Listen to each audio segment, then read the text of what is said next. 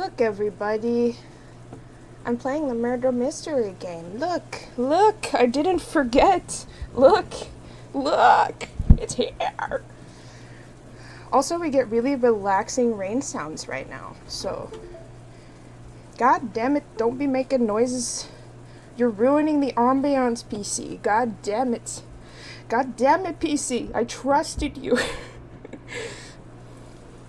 But yeah, from what I remember, the typhoon was about to hit, and we had just read the riddle that the Golden Witch had left for us.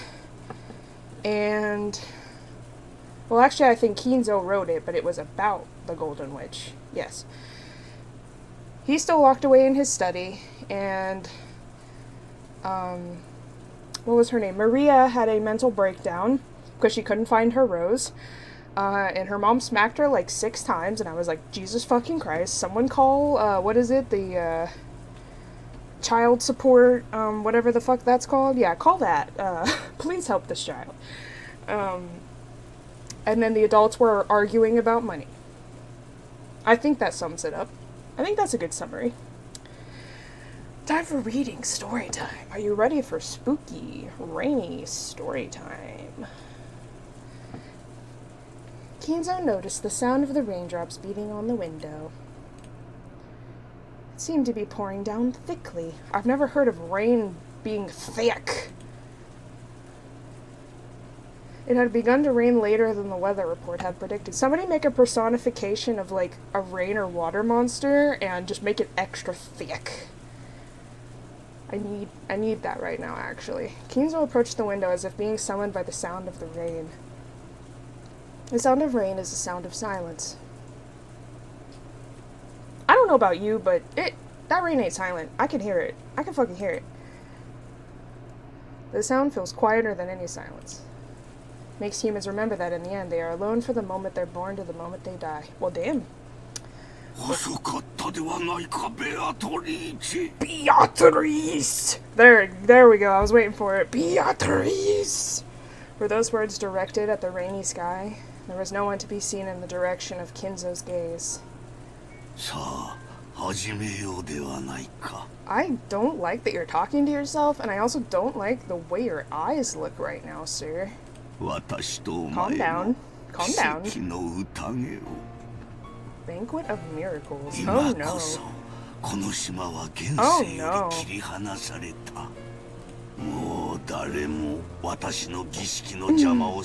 What in the satanic ritual is about to go happen right now?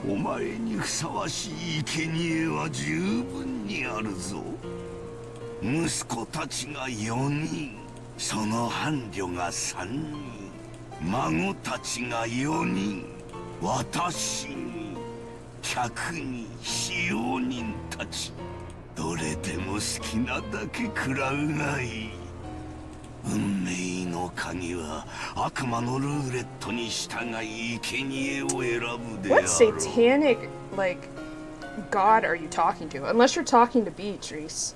そのルーレットが私を選ぶならば、私すらもお前の生贄となろう。だが、だからこそなのだ。Also, if it's too loud, let me know. I can turn it down. それだけの狂気をかける I か think ら I こ turned it down そ。 last time, but I can turn it down more. I know their voices are rather loud. 私は必ずや偉大な奇跡を Actually, 起こ I'm す gonna だ turn ろ it down a う。 little bit on my end. It's a little loud over here. Jesus. I think I did turn it down last time. さあ、好きなだけ I 買 turned う it down a が little い bit. い。私はそのルーレットに打ち勝つだろう。さあ、すべてを落とすぞ。 What do you mean put everything? You're about to fucking die, my guy. ま You're, ずは後ろ見 you 分 don't け got の much 家 of yourself 督を left, my 返そう。 dude. 受け取るがいい。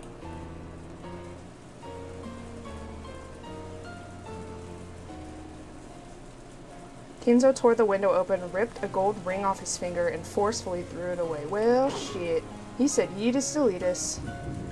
At that time, the sound of thunder rang out, giving the illusion that the lightning had accepted the ring. そしてお前が蘇った時、そこにいるのは私であるだろう。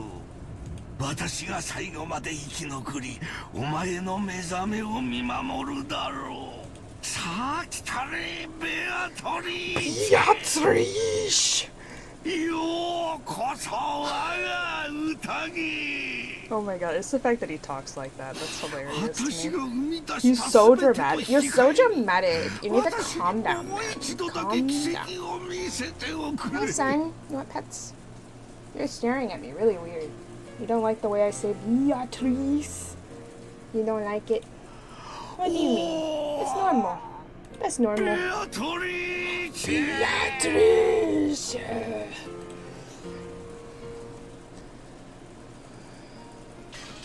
Dude needs to, well, damn. Okay, so that's 5 o'clock. 6 o'clock. In case anybody doesn't know Roman numerals, it's 6 o'clock now. In the evening.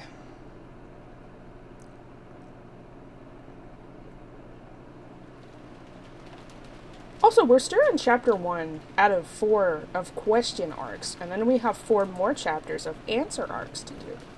So, we got a lot to go.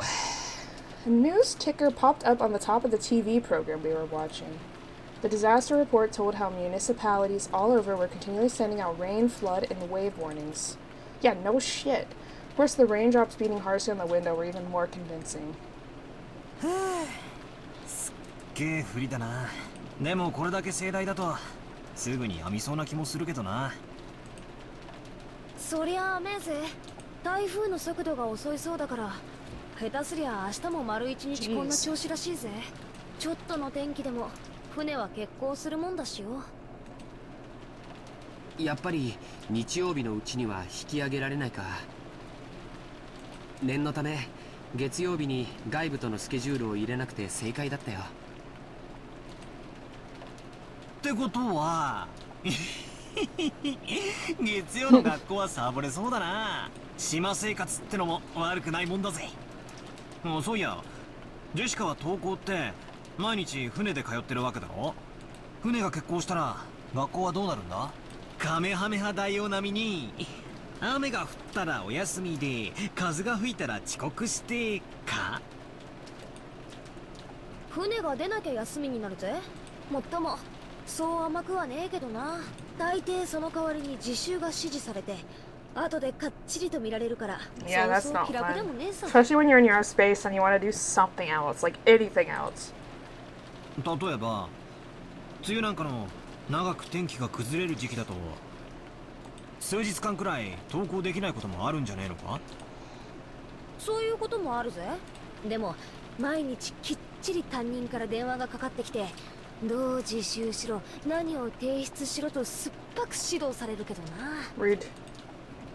Let her have a day バト off ラ君 or が a 考え month てるほど off or 簡 whatever. 単にはサボれないよ。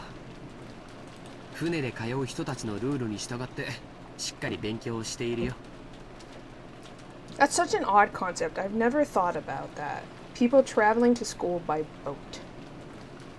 I've heard walking, biking, obviously car, bus. Never by boat. But I guess that would make sense for certain people that live by the water if their school is like... むしろ登校できた方が気楽だぜ。 Interesting. 自分の部屋じゃ気が散るし、集中もできねえしな。それでいて問題集ばっかり数日もやらされてるとかなり精神的に応えるもんがあるぜ。大学の時にはよ、寮のあるところに入ってさっさとこんな不便な島はおさらばしたいもんだぜ。 Oh yeah, they live here, don't they? へえ。 Well, her and her parents じゃあ do, よ、 I think. ちなみに Oh 行きは天 my 気が良くて god, も not 帰 the りは悪くて bot. 欠航ってなったら Murder どう the すんだ？ bot. Yeetus, deletus. Fuck off. Nope. Bad. Bad bot. Bad. 学校に泊まるのか？そういうのはよくあることだぜ。だから帰島できない人用の宿泊所があってよ、そこに寝泊まりするんだよ。下手すりゃ数日間家に帰れないこともあったりするぜ。乗車率が 200% を超えるような満員電車で毎日通勤通学しなければならない人から見てみると、船の通学なんて趣があって良さそうだななんて無責任に思っちゃうけど、やっぱりいろいろと苦労があるんだね。よく無神経な観光客がそういうこと言ってるぜ。私は島の生活なんてもうお腹いっぱいだね。早く高校出てこんな島とはおさらばしたいぜ。高校にだって全寮制のところとかあったろうよ。なんでわざわざ新島の学校を選んだんだよ。私は最初からそれを希望してたぜ。でもおふくろがよ、当主跡継ぎとしての修行やらマナーやらがうんぬん Yeah, う that る sounds さくて sounds よ、 about right. 結局高校も地元になっちまったのさ。はあ、こんな島はごめんだぜ。早く都会で生活したいよ。雨が降ろうが槍が降ろうがラフな格好でサンダルを履けば5分足らずでコンビニに行けるような都会に引っ越したいぜ。もう少しの辛抱だよ。高校卒業まであとちょっとでしょ。そのちょっとも我慢できねえぜ。 Jessica stretched out and reclined on the sofa. Maybe it was a bad time slot because there weren't any interesting programs on. We had nothing to do but languidly kill time until we were called for dinner. After that episode, Maria never returned to the cousins' dorm room, after all. Aunt Rosa probably took her back to the mansion. It had to be pretty boring for Maria all by herself while the adults had a confusing conversation. Even I'm confused. Poor Maria's probably like, what the fuck are you talking about? What in the nani?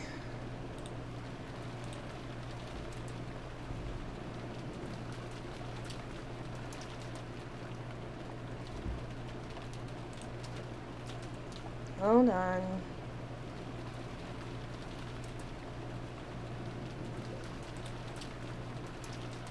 I think it's reconnecting. There we go. Hi. Hi. We thought we might as well head over to the mansion to see her, but the weather really was awful. Since there wasn't much time until dinner, we stayed where we were. Look, Alice, more visual novel examples for you to look at and study. Oh my god. At that time, we heard the sound of a humble knock. Well, They put the title over here in the bottom corner. that's an option you could do. They don't. Right. It's not always like that, but What you do you can think? choose Is to it do that. I think it distracting? looks cool. You think it looks cool? Yeah, it also reminds or like shows viewers what you're playing. So I think it would make it yes. more transparent. Or what do you think? How many lines of probably text would it be slightly like this? more, maybe. Did they do like 3 lines or 4 lines of text? I haven't memorized. I don't know. Ah. That time we heard the sound of a humble knock. Jessica answered. Usually it's like 2 or 3. I think. Okay, so it doesn't actually touch the logo. It was Kanan-kun's voice. Did he go to all the trouble of coming to the mansion in this rain just to get us? Or they do it like that. Yeah, usually it's like that. Sometimes it's been longer though. Like, usually when they're having their long ass like financial conversations, I guess. Couldn't he just have called us on the telephone? Well, I guess servants at work don't always get to take the most efficient route. Give me 3 lines of parallel right now, George. George turned off the television and stood up. See, it's a change in expression, but this one the mouth flaps don't move. It's just the model still. Right. Like the But like one. this is, you know, the still of him like- talking, and then he's silent, so his mouth is closed. Yes. You see. Yeah, I would probably make it slightly more transparent, but some people have a harder time reading, I guess, if it's not dark enough background. So それにゴーダさん、子牛のステーキとか言ってなかったっけ？うわ、visual novel. たまらねえぜ。親族会議の日は特に豪華になるしな。私だって楽しみだぜ。行こう行こ as we left the room, Kanan bowed silently and respectfully. う。じゃあ行こうぜ。外の振りはだいぶひどいだろう。はい。お召し物を濡らさぬよう十分ご注意ください。After seeing the three of us out, Kanan peered into the empty room. マリア様はいらっしゃいませんか？一緒じゃないぜ。ローザおばさんと一緒じゃないのかよ。Don't tell me she's missing.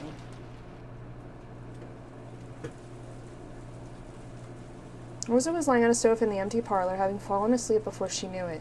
She was bearing a burden that the children couldn't even imagine. That's why she only needed to let her guard down a little before the weariness immediately dragged her into the world of sleep. Realizing this, Genji brought a blanket over to her. When he tried to spread it over her, her eyes snapped open as though she'd been shocked with electricity. Damn, someone has drama. Oh my god. ありがとう。源氏さんなのね。When she realized that the thing that had touched her was just a blanket and that Genji had been considerately giving it to her, she let out a sigh of relief. 起こしてしまいましたか。失礼いたしました。いえ、いいの。寝るつもりじゃなかったから。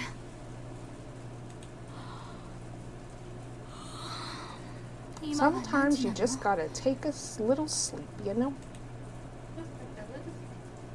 When he was asked for the time, Genji checked a pocket watch that he took out of his chest pocket. 6時を少し過ぎたところです。 Rosa gave her head a little shake when she realized that not much time had actually passed. Oh, why am I yawning? Stop it. Even though it felt like she'd slept for ages. Even though she didn't feel rested at all, the drowsiness that had enveloped her must have been pretty deep. ありがとう。毛布は結構よ。変な時間に眠っちゃダメね。すっかり時間の感覚が狂っちゃったわ。I probably drank that alcohol too fast. Sometimes the alcohol makes me sleepy. 雨、とうとう降り出したのね。I did tone it down with some ginger ale, but... Rosa finally realized that the peaceful sound that had put her to sleep was actually the rain. Oh, rain sounds are just so nice. Isn't it so relaxing, everybody? Oh my god.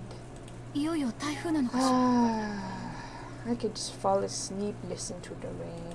そのようにテレビでは申しております。遅い台風だそうで、明日いっぱいはこんな調子だそうです。そう。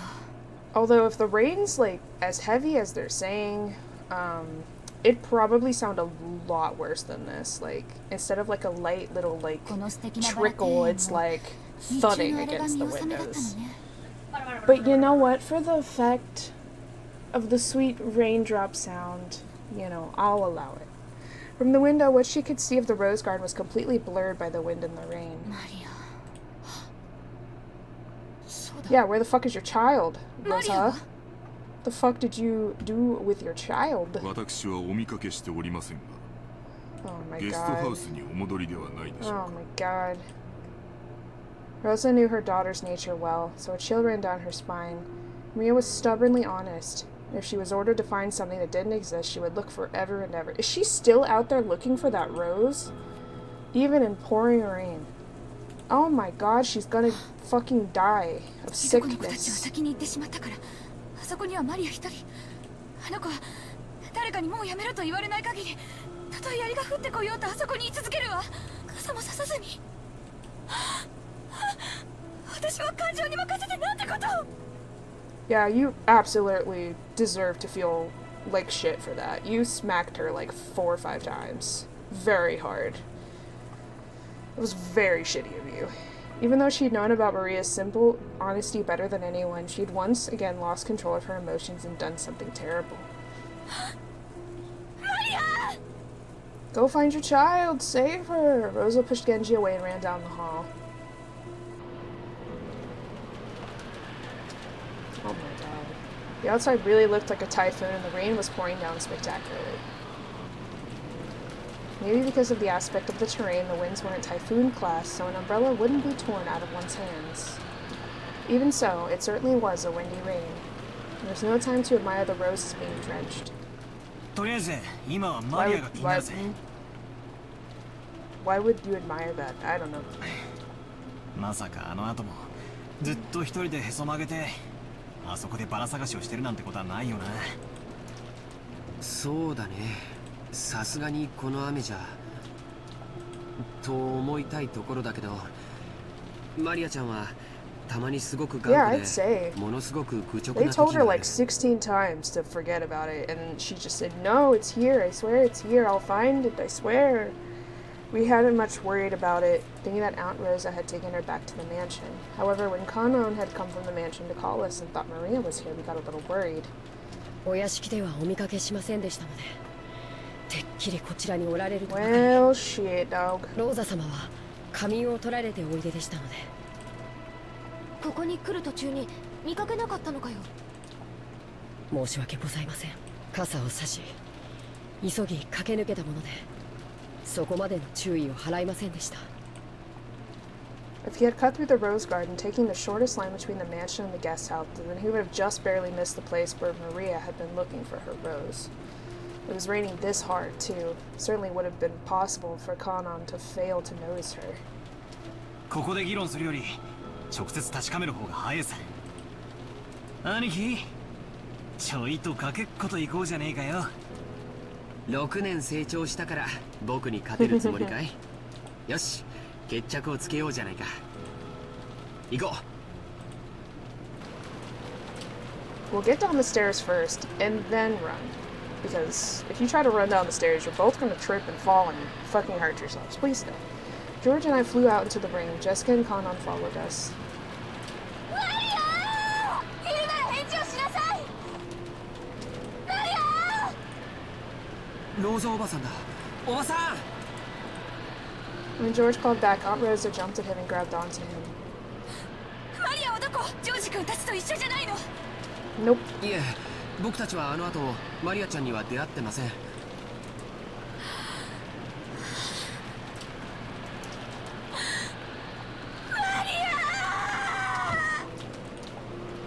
6 years ago, Maria was 3 years old. She was a cute and pure kid who just accepted whatever anyone said. But 6 years have passed since then. She's 9 now, and experiencing the ups and downs of life. Should have taught her something. But Maria, are you telling me you're still as innocent and pure as you used to be?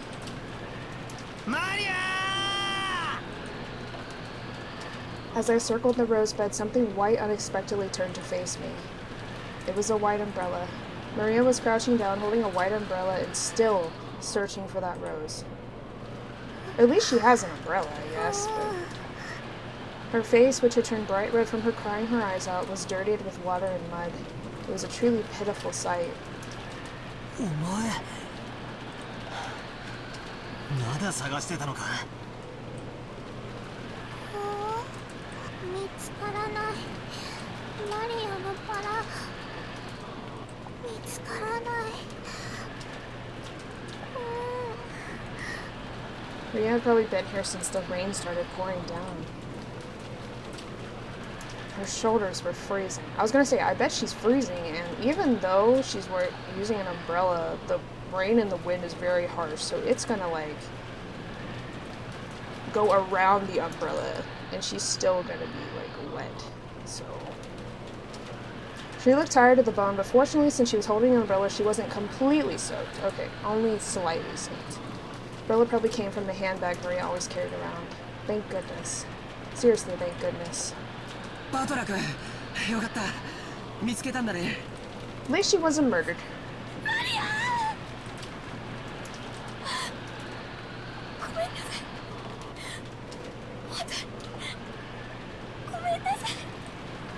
You better, like, freaking treat her like a princess now, because that was extremely shitty of you.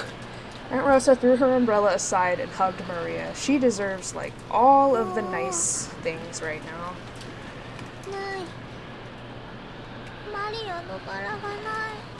Oh my god. She's so intent on it.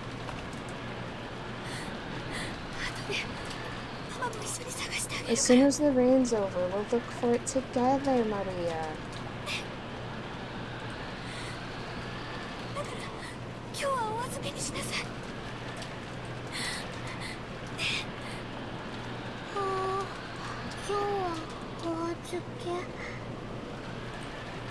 It looked like Maria still wasn't able to accept it, but she no longer had enough energy left to resist. Jessica and Kanon caught up with us.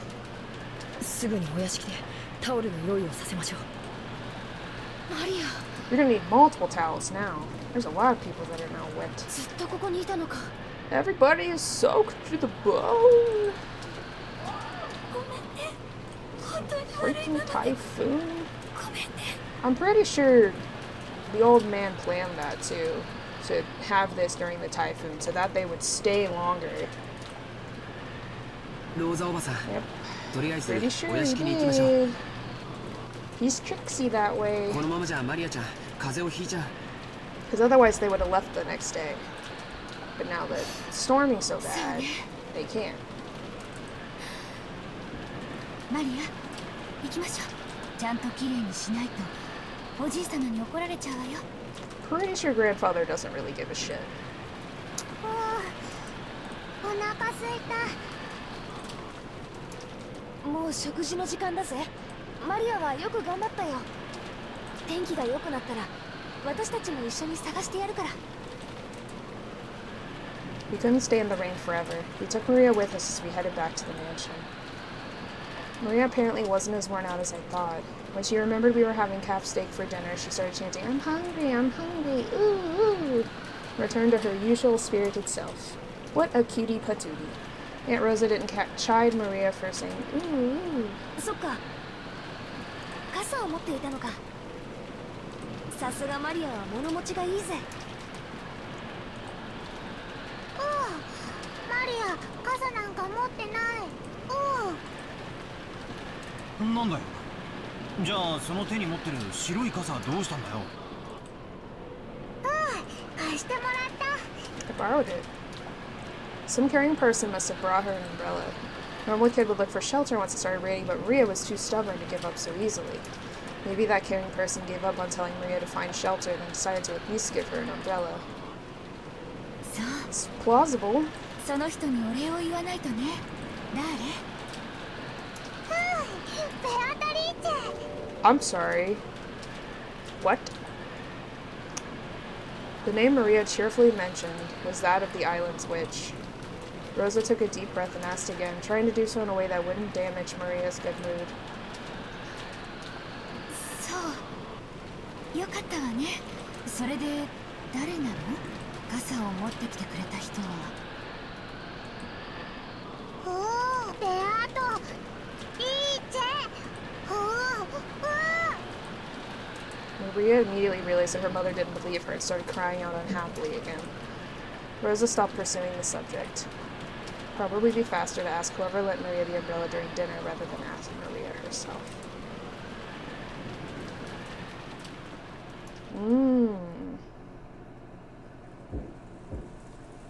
So So is it just the ramblings of a little girl, or did she actually get revived and hand her the umbrella? Or is it just her ghost? せめて晩餐にだけは出席してください。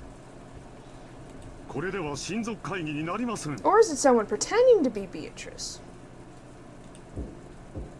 Along with the dull pounding on the door, the sound of Krause's entreaty? Entreaty. Interesting word. Could be heard. However, that voice seemed to be resigned to the fact that nothing it said would be heard.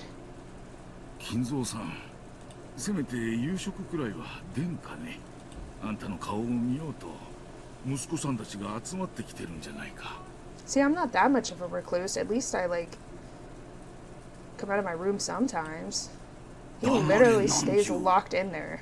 Never leaves. Never leaves. ビショップが聞かぬか。言って足りぬ。 Apparently, Kinzo was completely focused on the final battle of his long-lasting chess match with Nanjo. Kinzo's brow was wrinkled as he continued to glare at the game boards through his spectacles. Krause's voice didn't reach his ears. 金蔵さん。 He said, I don't give a fuck about my relatives. 私も腹が減った。下に降りて食事をせんか。ならばお前だけで行くといい。私はもうしばらくこの一手を吟味させてもらうぞ。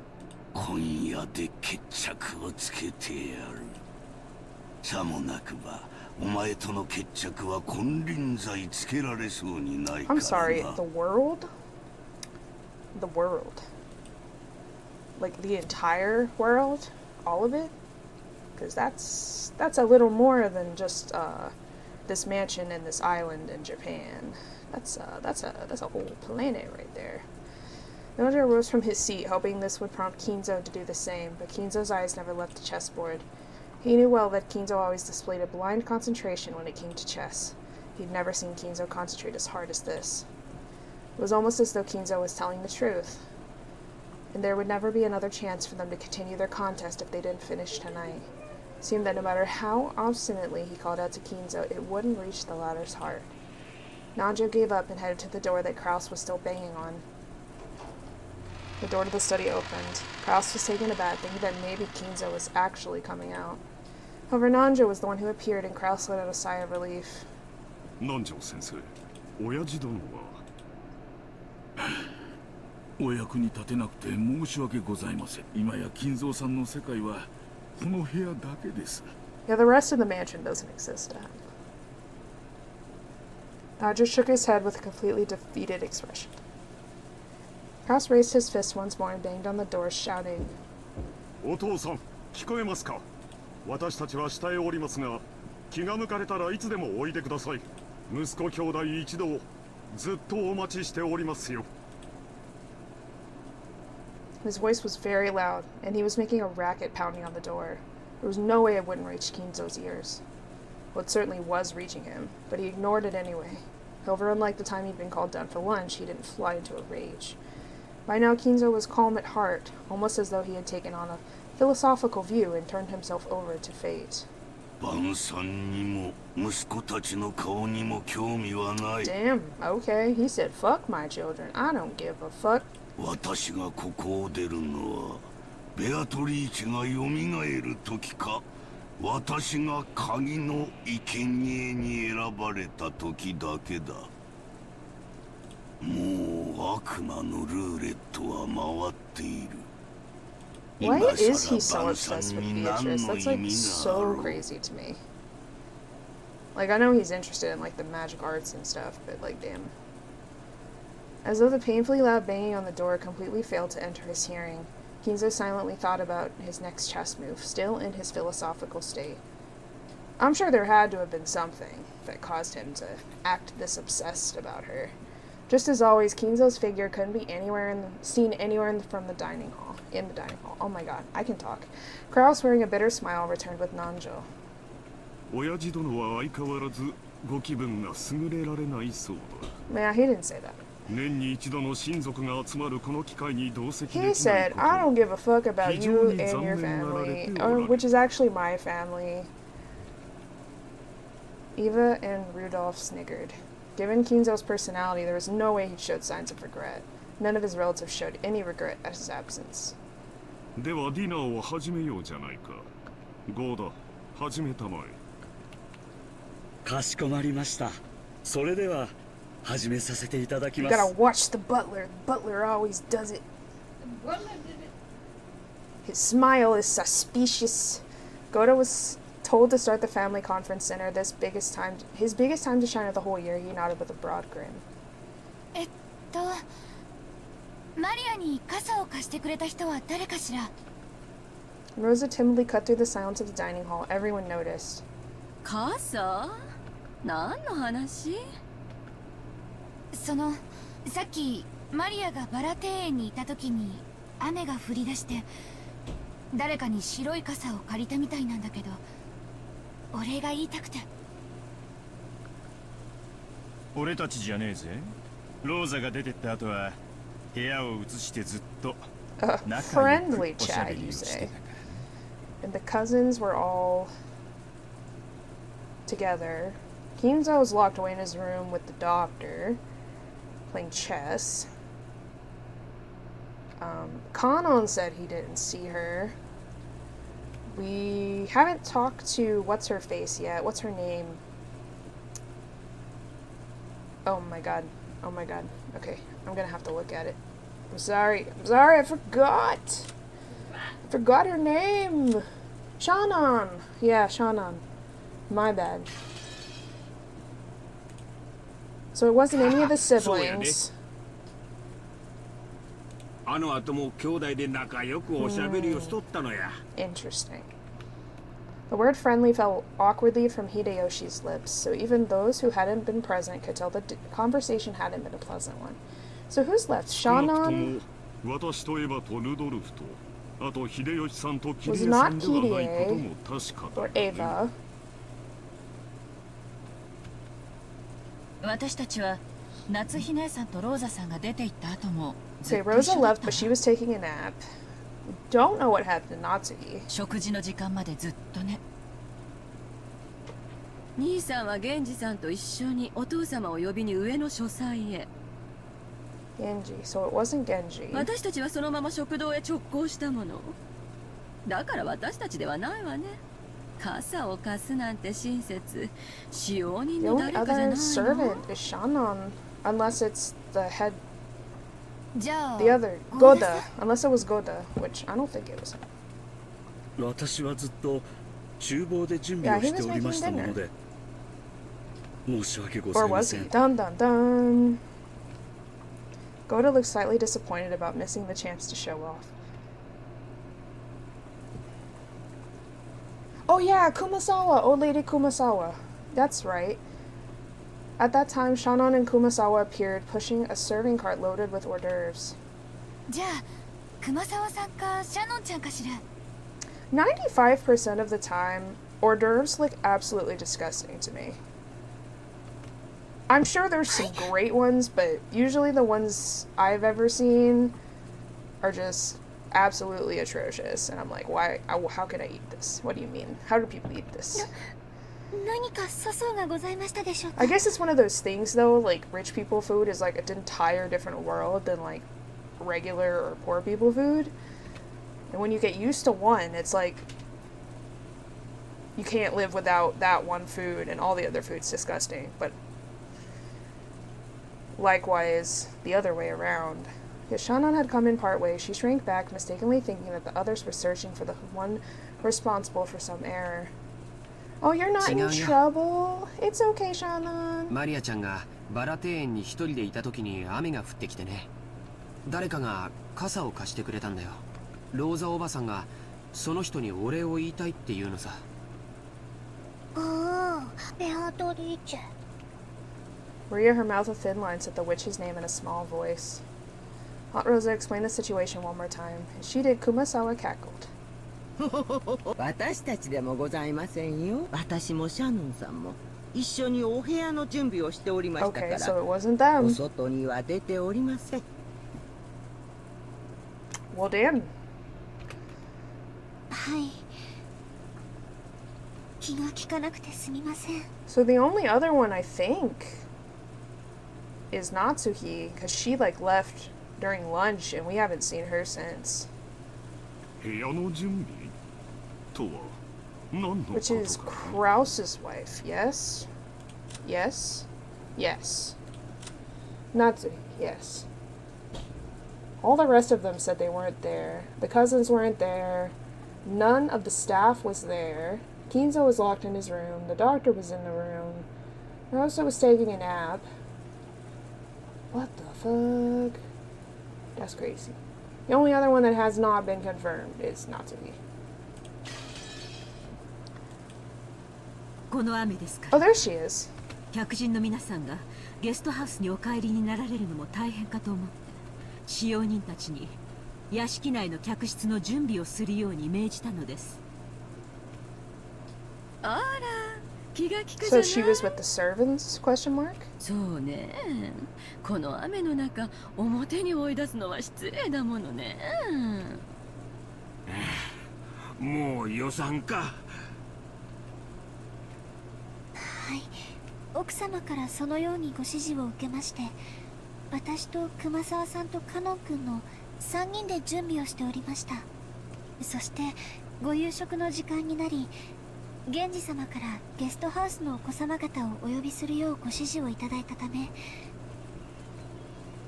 ええ、ですからカノンさんがゲストハウスに行かれる時にマリアさんを見 He つけ said he て didn't see her. 傘をお渡ししたの。違う。 Person who had actually received the umbrella denied it. Rosa was troubled. All she wanted to do was give a word of thanks to the person who had lent the umbrella, but she couldn't find them. She thought asking like this with everyone gathered for dinner would work immediately. じゃあ夏日姉さん。ごめんなさい。私は皆さんとの仲良くの語らいの後、 Okay, so she was 頭痛 resting. ですから表へは出ていません。なら誰なの？ジョージ君たち？なわけないわよね。いえ、僕たちじゃありません。僕たちはずっとゲストハウスでテレビを見てました。 Everybody's むし got ろ an 私たちは alibi. マリアはおばさんと一緒に屋敷に行ったとばかり。そこへカノン君が来てマリアは一緒じゃないのかと聞いたんで、初めて屋敷にはいないのかって分かったんだよ。 Are you guarding me? 第一俺だったら He's guarding. 傘を貸すより先に手引っ張って屋根の下に連れて行くぜ。 Rosa was completely baffled. One by one, happy tea time, Rainer. Thank you for the hydrate. I actually have water now. I had a drink earlier, and I need to hydrate after that.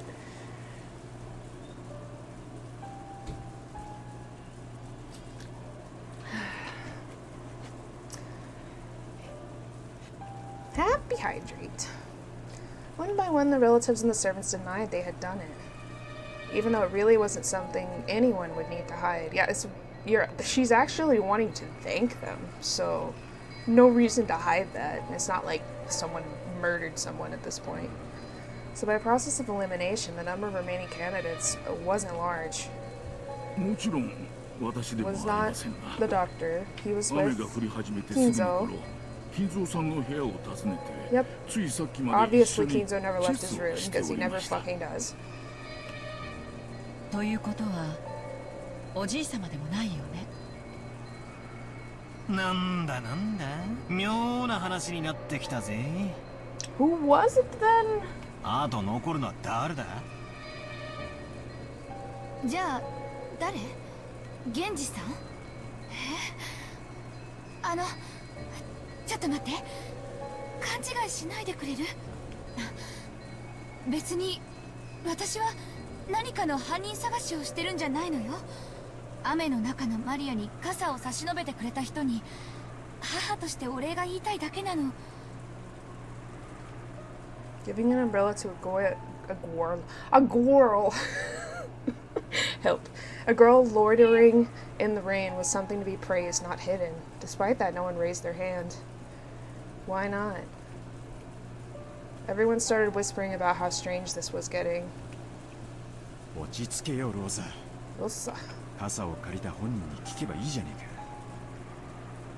か。 That's what everyone had been thinking since the beginning, but she keeps saying it's Beatrice, and no one believes in Beatrice, except for Kinzo.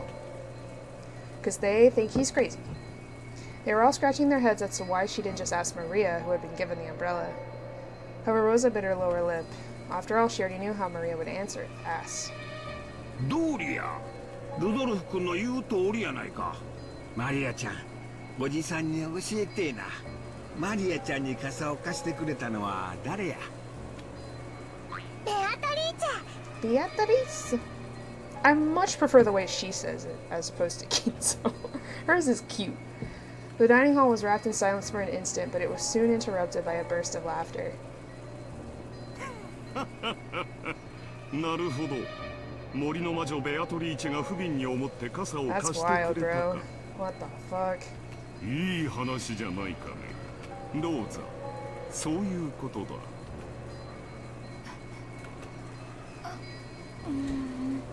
But Beatrice is a myth? She wants to say. Rosa couldn't believe it. Even though she just wanted to say thanks for the blood, why did everything have to be so clouded in smoke? クラースおじさんの言う通り、ベアトリーチェが貸してくれたの。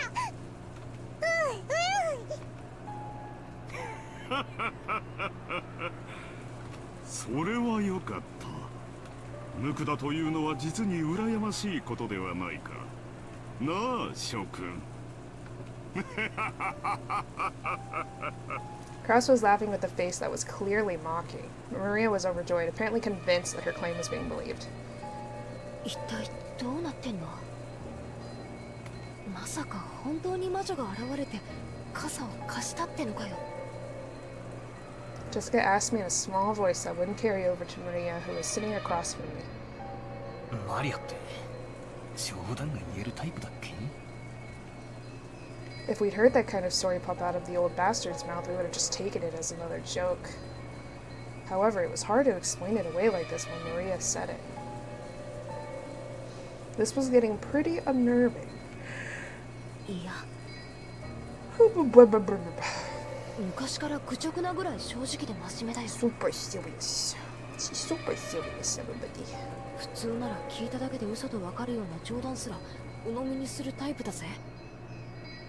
マリアから冗談を言い出すなんて聞いたこともない。Aunt Rosa probably knew that better than anyone. It appeared that because of this weird situation, she had no idea what was going on anymore. じゃあ、マリアがベアトリーチェに傘を借りたと言ったなら、それは間違いなくベアトリーチェなのか。マリアに関してだけは何かの比喩とか冗談とかそういうことは考えられねえぜ。額面通りの意味だと思うべきだろうよ。じゃあなんだよ、源氏さんあたりがあの肖像画のごついドレスを着てマリアに傘を持って行ってやったっていうのか？そんなことは知らねえぜ。私が聞きたいくらいさ。 But why? And why secrecy? Jessica shrugged jokingly, but her expression didn't completely match her attitude. Once the hors d'oeuvres were set out and Goda showed off his vast store of knowledge, the meal began. A couple casual chats broke out here and there, but they seemed somehow distant. The meal ended up being so quiet you couldn't ignore the sound of the rain sneaking into the dining hall.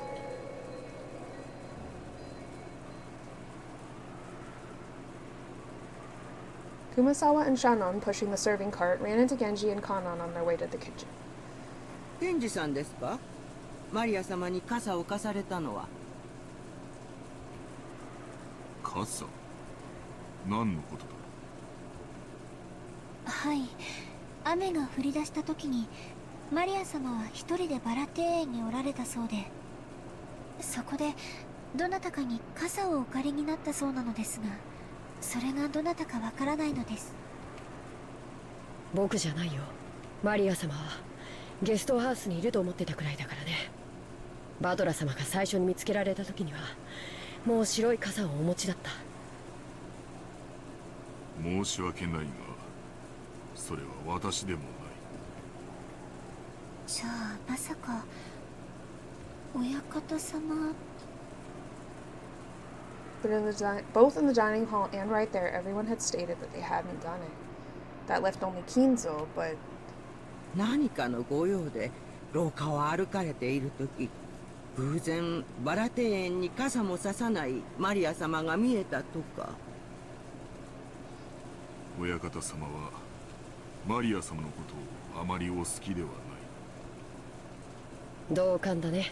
親方様がマリア様のために直々に開花までお越しになって傘をお持ちくださるとは考えられないよ。あら、困りましたわね。ではマリア様に傘をお貸しになられたのは本当にベアトリーチェ様ってことに。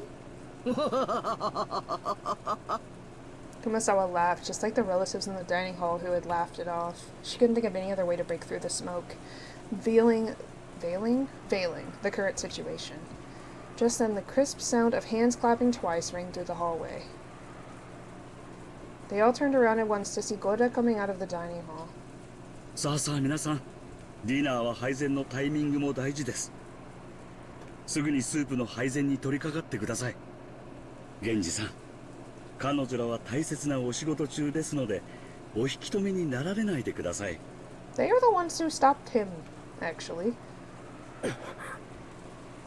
Kanan glared at Goda for being rude to Genji, a person Kanan respected. Genji, realizing this, patted Kanan once on the shoulder as a warning. Kanan reluctantly turned away and returned his expression to normal. ゴーダの指示に従いなさい。今は晩餐の配膳を急ぐように。ほらほら、時間がありません。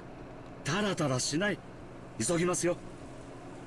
Goda grabbed the serving cart from Shannon, steadily pushed it towards the kitchen. 私どもも厨房に戻らせていただきます。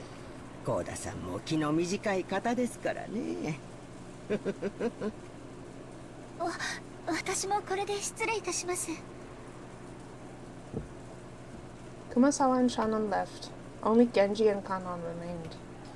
Through the window, the darkness of the rainy night could be seen, along with the occasional thunderbolts. 源氏様、ベアトリーチェ様が本当にお戻りになられたのでしょうか。わからん。親方様にお知らせしますか。せずともよい。本当にお戻りになられたなら、やがておのずと親方様の前へ現れよう。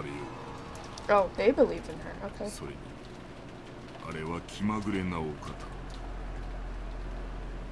親方様にご報告申し上げたところで、お姿を現されないことには何の意味もない。親方様の儀式はすでに始まっているということでしょうか。おそらく。だがそれは我ら家具には何の関わりもないこと。親方様に受けたご恩を最後の瞬間 Yeah, they keep calling themselves furniture. And they're like indebted to him. So I'm trying to think about how that could happen. That they're that indebted to him. それが僕たち家具の務めです。 The thunder crashed once more, except for those instants when lightning lit up the sky. Nothing could be seen out the window but the darkness of night. Just as humans rule when the sun is up, those that are not human rule when the sun is down. The darkness of night that now surrounded Rokanjima was ruled by another master, not the Ushiromiya family. Did the master take pity on Maria when she was alone and began being pummeled by the rain in the rose garden, lending her an umbrella? Kanan looked at the rose garden's lights, dimly visible beyond the window. The dim lights weren't enough to illuminate the surrounding area. Looking at those lights felt like making eye contact with the witch. Kanan forced himself to avert his gaze. If he didn't, it felt like his eyes would be absorbed by that light. Can the weather change how people act? I often hear stories about how things like atmospheric pressure can influence people's moods and physical health. For some reason now, everyone had been struggling to clear the gloomy atmosphere. Any conversation was quickly cut off, and in the end the dining hall was simply filled by the sound of rain. Dessert was some kind of chocolate cake accompanied by pear sorbet. Oh, chocolate cake and pear sorbet. Goda enthusiastically explained the recipe as soon as his final dish was presented, but I quickly forgot the details. The guest of honor grandfather was absent, the weather was horrible, the identity of the one who'd lent Maria an umbrella remained a mystery. When dinner ended, no one felt even a bit refreshed. It was too late now, but I realized painfully that taste wasn't the only important part of a meal. The whole atmosphere was also critical. Goda, the supposed conductor of this musical piece called Dinner, did his best to enliven the place, dropping little jokes left and right, but apparently not one of them succeeded. Damn, tough crowd. After taking orders from an after-dinner coffee, tea, and orange juice, he left for the kitchen. As soon as he disappeared, Uncle Kraus spoke. やれやれ。せっかくゴーダが腕を振るってくれた晩餐も、こうも沈み込んでしまっては実に味気ないという。Yeah, he worked so hard. まったくね。今日は何を食べても美味しく感じられない。そういう気分よ。I don't know. Even if I'm depressed, chocolate cake tastes fucking amazing. ほう。どうしてそういう気分なのか聞きたいね。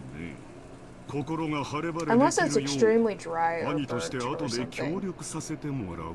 But obviously, he's like extremely skilled, so. Aunt Eva grimaced slightly. I'd already heard she wasn't on good terms with Uncle Kraus, but it was pretty clear now. Yeah, she does not like him. When I looked around, I noticed that my father and Aunt Rosa were also grimacing. Hi, hi. Apparently there was something besides the weather troubling all of them. エヴァおばさんもうちの親父もずいぶん機嫌が悪そうっすね。そう、私はそうは思いませんよ。I asked Aunt Natsuhi, who was sitting on my right, but she seemed to be in a bad mood as well. She snapped back as if to say she was absolutely not interested. まあちょいと大人な話で込み入ってな。バトラ君たち子供は気にせんでええ話や。I have a feeling we're gonna find out regardless. なあ夏日さん、キリエさん。Uncle Hideyoshi laughed as he spoke, but without the usual brightness. So I could vaguely imagine just how complicated their adult conversation had become. On top of that, even Aunt Natsuhi and Kirie-san, the people he had directed his comment to, ignored him as though they hadn't heard anything. Well, damn. I didn't know what kind of conversation they'd been having while us kids were away, but it reminded me of how Dad said he had stomach cramps when we arrived at the mansion. The family conference might have been a playful reunion to us kids, but it was definitely different for the adults. Yeah, they had a whole fucking conversation about business and money and capitalistic shit, and I was very confused, but, you know. After Uncle Hideyoshi's comment was ignored by the other adults and an awkward silence filled over the room, Kirie-san spoke up. 子供たちの進路はどうなるのかしらとか、そういう話よ。バトラ君は将来はどうするの？ I don't think ぼん they や were. りと大学進学？ Don't think you were talking about that, but you know. そんなのじゃ長い人生レースのスタートラインとしては心細いわよ。あいたたたたたた。キリエさん、飯の最中にそんな話されちまったら消化不良で便秘になっちまうぜ。My son. Hi, bud. そうやそうや。バトラ君やジェシカちゃんの進路の話をしとったんや。将来のことは真剣に考えんとあかんで。Oh, I just thought of something, Alice.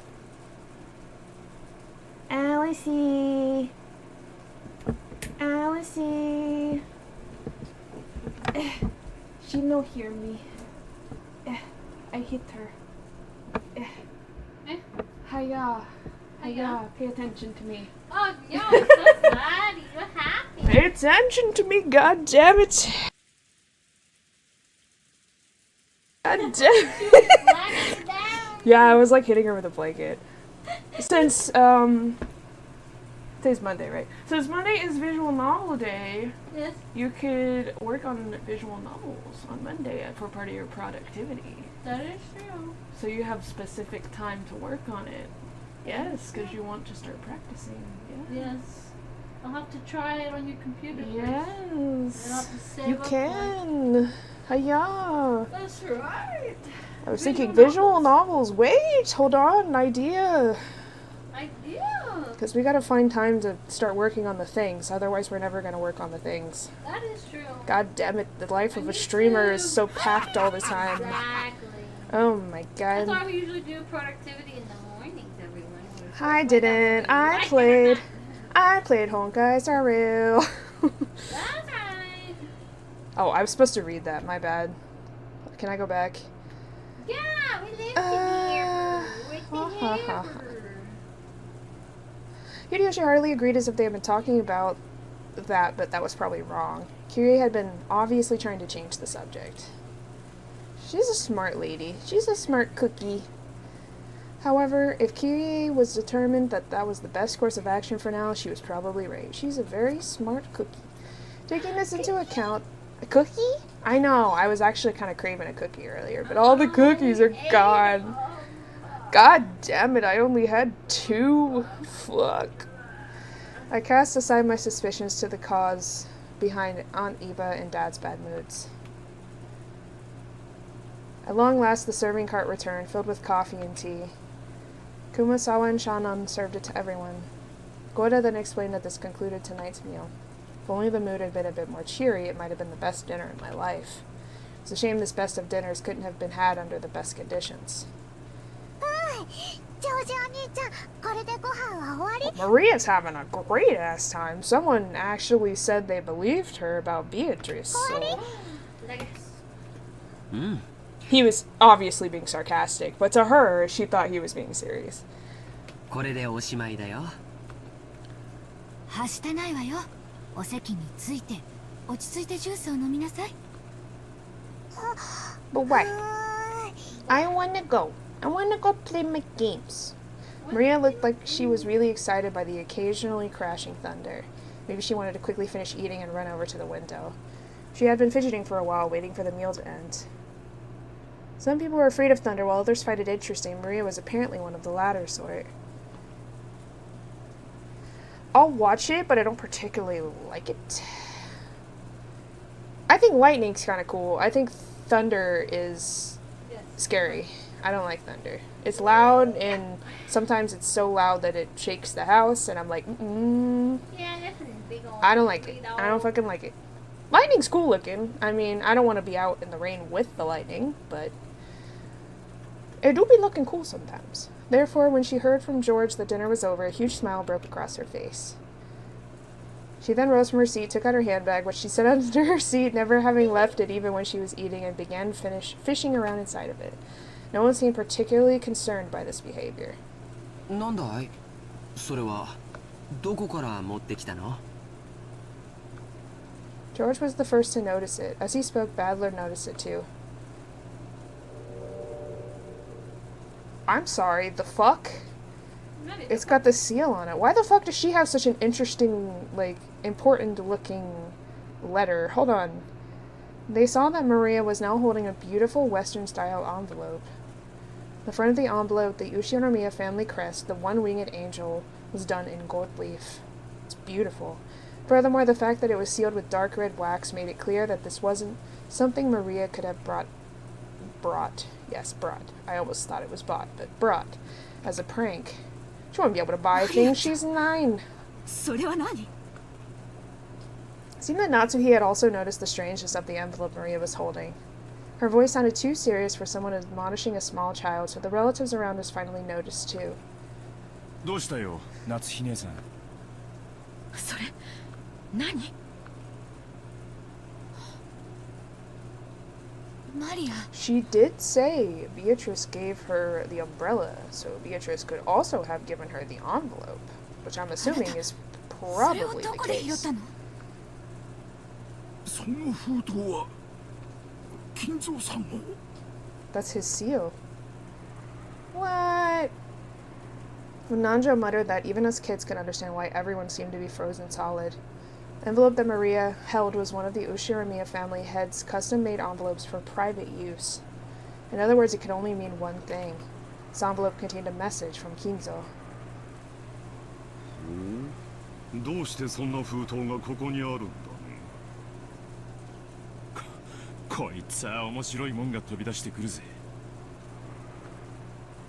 ちょいとわしに見せてみ。ダメ。マリアが読むの。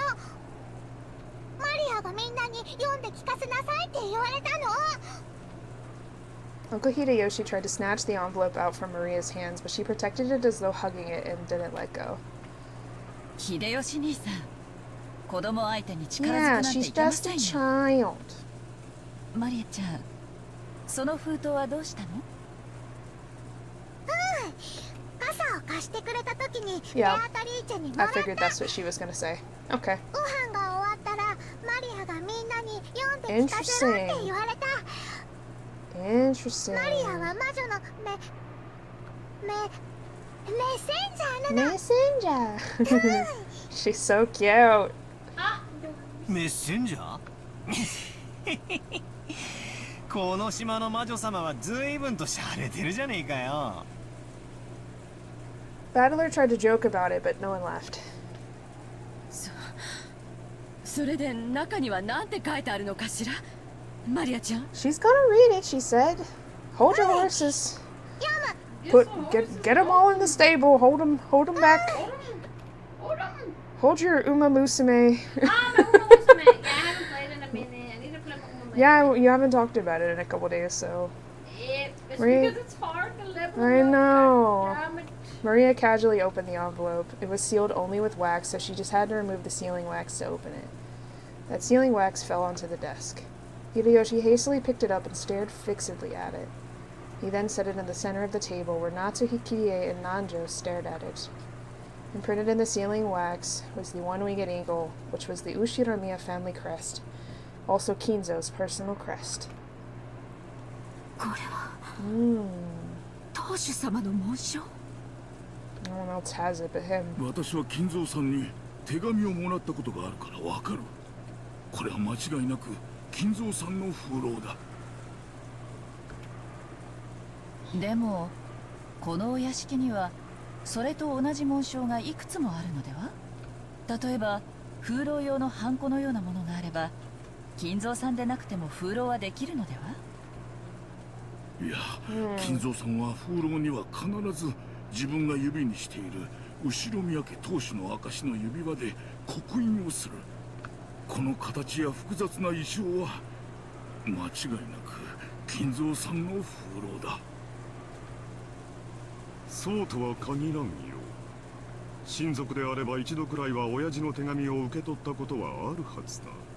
その風浪をもとに偽の紋章を作り、親父殿を語って刻印した可能性が否めない。You know, I didn't think about it. He has a point.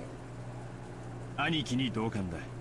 風浪に刻印されている紋章がどれだけ親父のものに酷似していたとしても、だからその封筒が親父のものであるという証拠にはならない。私も全く同じよ。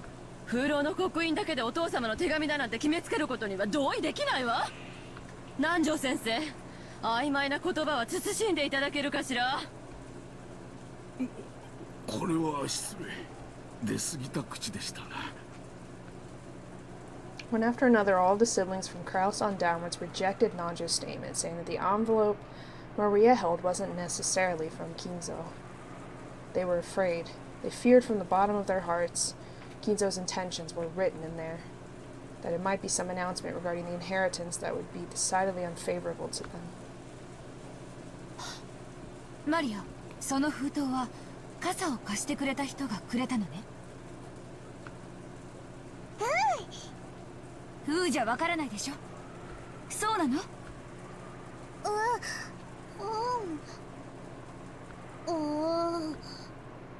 つまり魔女ベアトリーチェが傘と一緒にマリアちゃんにその封筒を。 That's what she said. Were y'all not listening? That's what she said. Nobody listens to the child. Oh my god. Maria nodded forcefully.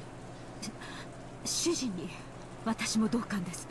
得体の知れない何者かが手渡した怪文書です。読むにも値します。 I'd read it anyway. You never know if it's important or not. せめて読むくらいいいじゃねえかよ。 That's what I'm saying.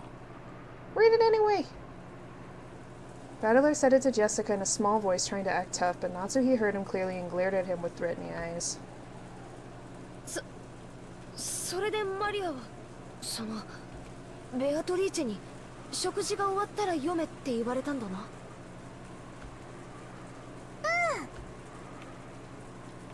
いいじゃないの皆さん。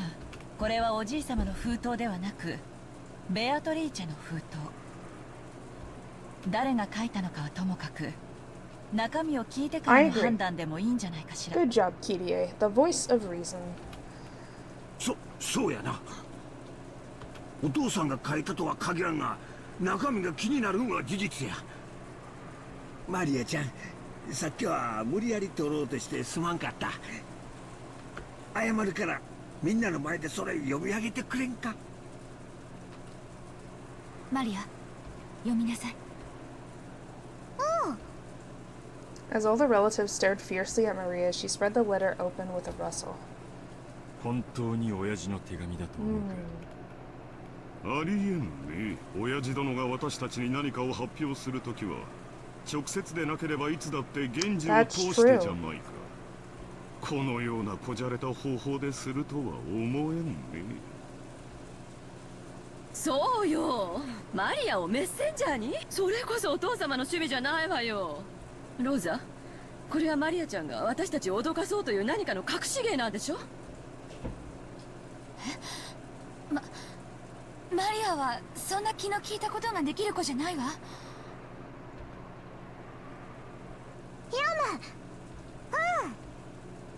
The words came out of Maria's mouth, but for some reason her voice seemed different than usual.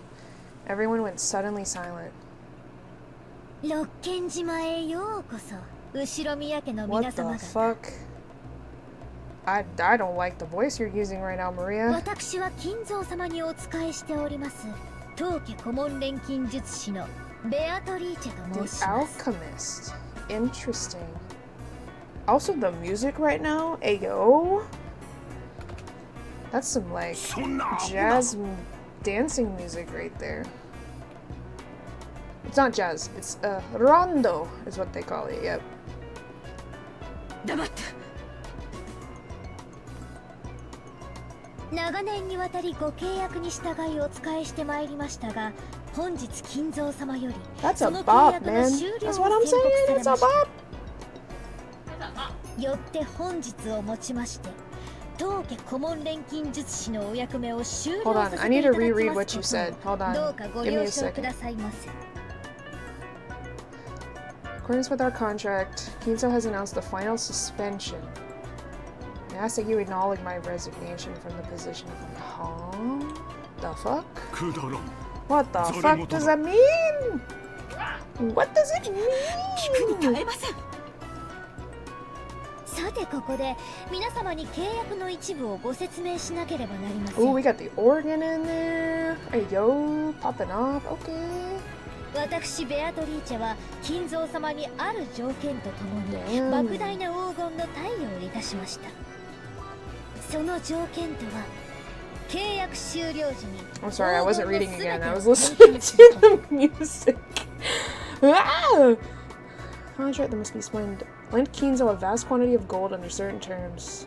All the gold is to be returned to me upon the termination of the contract. I see. そして利息として後ろ宮家のすべてを頂戴できるという Damn, well, all the inheritance apparently goes to Beatrice. Joke's on y'all, he wasn't giving it to any of his children. So your entire conversation is now null and void. That was a good, like, 2-hour conversation, too. God damn it. 要するにあれだろ。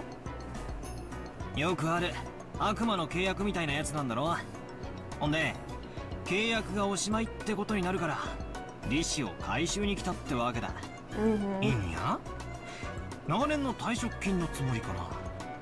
ちゃっかりした魔女だぜ。バトラ君、今は茶化さない方がいい。 That's all he knows how to do. Come on, man. Battler made a face as if to ask, if I can't make fun of this, what can I make fun of?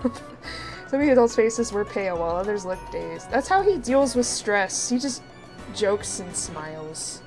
これだけをお聞きならば、皆様は Everybody 金 deals 蔵 with it 様のことを differently. なんと無慈悲なのかとお嘆きにもなられるでしょう。I take many big sleeps. Well, that's what I do when I'm stressed. しかし金蔵様は Many big 皆様に sleeps. 富と名誉を残す機会を設けるため、特別な条項を追加されました。Special clause that you would have a chance to preserve your wealth and honor. その条項が満たされた時に限り、私は黄金と利子を回収する権利を永遠に失います。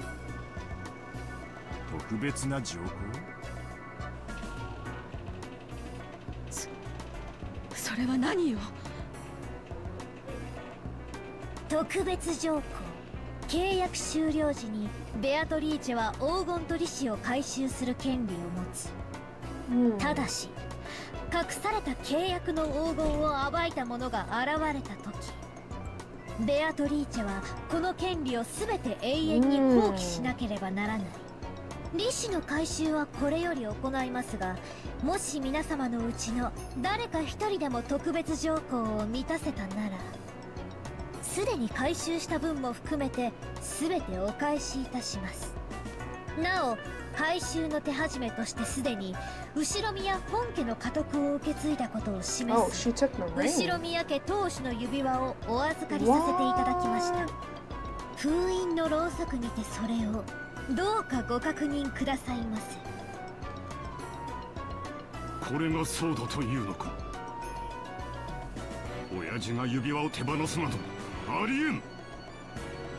I was stared at the ceiling lights as if trying to burn a hole through it. Eva and Rudolph were doing the same thing over his shoulder. 確かにチェスの時金蔵さんの指に What? He did. Crazy. 南條先生、おぼろげな記憶でいい加減なことを言わないように。その心眼をここでは測れない Now it's getting interesting. 本当に指輪をおじい様は誰かに手渡したのか、この手紙が本当の話かどうかはおじい様に直接確認すればいいだけの話じゃない。そうね、桐江さんの言う通りだわ。果たして金蔵さんがそれを答えてくれますかな。あの人のお考えは時に人の世の常識では測りかねますからな。どのみちざれ言の息を出んね。第一、黄金幻想自体が親父殿のまやかしだ。ありもしない黄金の話を始めるのはお前たちだけで十分だ。でも魔女様はおっしゃってるわよ。黄金を見つけた者に家督と全ての財産を引き渡すってね。つまりベアトリーチェ様はお父様の顧問弁護士もしくは金庫番でもあられるってことじゃないのかしら。このような怪しげな文章を子供に託すような怪人物を信用することなどできません。兄貴、腹を割ってもらうぜ。兄貴の知らない人物が親父の財産管理をしているようなことはあり得るのか。いや、それはない。私は当主代行として親父殿の全ての財産を把握している。私に知られずにそれらを自由にできる人間はいないはずだ。じゃあつまりクラウス兄さんの把握していない財産ってことじゃないの？バカな、そんなものあるわけがない。あるわよ。兄さんが把握していないお父様の。そんなものあるわけがありません。いや、あるで。それがお父さんの、いやベアトリーチェの隠し黄金や。話を整頓しよう。つまり親父には兄貴も知らない腹心がいた。そしてそいつはずっと黄金の番と運用を任されてきたわけだ。あるいは悪魔の契約まがいのルールで融資した神塚の大富豪だ。その腹心のベアトリーチェさんは自分の黄金を融資する相手として息子兄弟の誰がふさわしいか試したい He said it was for everybody. Not even just his children. Kiryu's question was one of the that all of the siblings wanted answered. Upon reflection, they realized that Kinzo's strange epitaph had hung in the wall beneath the witch's portrait for quite some time. While it had long been whispered that whoever solved the puzzle would receive everything, no one had ever clearly stated it. Just something that everyone had hoped might be true. Right here, right now, the thing they'd hoped for had been clearly stated in Beatrice's letter. Clearly specified that everything of the Ushiromiya family would be given to the one who found the gold. 黄金の隠し場所については、すでに金蔵様が私の肖像画の下に碑文にて公示されております。条件は、碑文を読むことができる者すべてに公平に。黄金を暴けたなら、私はすべてをお返しするでしょう。それではどうか今宵を、金蔵様との知恵比べにて、存分にお楽しみくださいませ。今宵が知的かつ優雅な夜になるよう心よりお祈りいたしております。黄金のベアトリーチェ。 Beatrice the Golden. That's crazy, bro. Crazy as shit. 聞こえているはずです。返事をしてください。 The door to Kinzo's study was being violently, harshly beaten against over and over like a percussion instrument. The yells coming from the other side belonged to Kraus, Rudolph, and sometimes Eva. It's the siblings who were trying to intrude upon Kinzo's study, to question him about the truth behind that mysterious letter. Kinzo was eating. An elegant tablecloth was set over the desk, and the fabulous dinner that had adorned the table down in the dining hall was reproduced here. Kinzo continued his meal in silence. Shannon, taking away an empty plate, looked uncomfortable between the door being pounded on in Kinzo's face. 皆さんがお呼びですが、いかがいたしますか。捨ておけ。神と我が晩餐は沈黙を尊ぶ。黙らせますか。必要ない。我が耳には届いておらぬ。Kinzo enjoyed his food, apparently indifferent. Genji quietly lowered his head and took a single step back. As he did, Kanron, who stood in reserve like a shadow behind and to the side of Genji, opened his mouth. マリア様がベアトリーチェ様より手紙を受け取られたとのことで、その真偽を確かめたいのでしょう。あやつめ、早速始めおったか。さあ、ベアトリーチェ、かけるコインに不足はあるまい。存分に今宵を楽しもうではないか。負ける気はないぞ。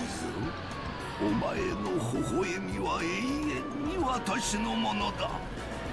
もう一度見られるなら、富も名誉も我が命すらも惜しくはない。さて、ルーレットは回り始めた。ボールはどのポケットに落ちるのか。ノワールかルージュか、それとも親の総取りか。さあ始めるがいい、ベアトリーチェ。私が再びお前に奇跡の力というものを見せてやる。Dang. That's crazy, dog. Okay. It is now 10 p.m. What do you mean? It's 9:06. Shit! In the game! Oh my god. The strange letter that the witch had entrusted to Maria wiped all memories of dinner from our minds. Somewhere it's 10 p.m., but not here. Not here. Maria was repeatedly barraged with questions by Aunt Rosa and the other parents. It became increasingly ill-tempered when they refused to believe her. If we kids tried to butt in, they'd probably ignore us. Our parents were all stirred up, firing back and forth about the gold and the distribution of the assets and completely forgetting that we were even there. I'd already guessed they'd been talking like this in the shadows, but I hadn't thought they'd also be so blunt. It gave us kids a considerable shock. I wouldn't call most of them kids. Most of them are young adults. Maria's the only kid, technically. From what we could overhear, all the parents wanted more money as soon as possible. I consider the rest of them like young adults. Back and forth about grandfather's inheritance. Back and forth about the distribution of the gold if it was found. I guess basically they mean anyone that's not the full-fledged adults as kids, but I think kids is a different connotation depending on how you use it. Anyways, about advance payments in cash, it was so despicable I could hardly bear to watch, even though one of them was my father. It looked like Jessica felt the same way. Left our seats without being asked to and went to hang out somewhere well away from our parents. Damn. In this respect, I would hate to be like a business rich person because that sounds so fucking confusing and that would be so stressful for me. I could not do it like that.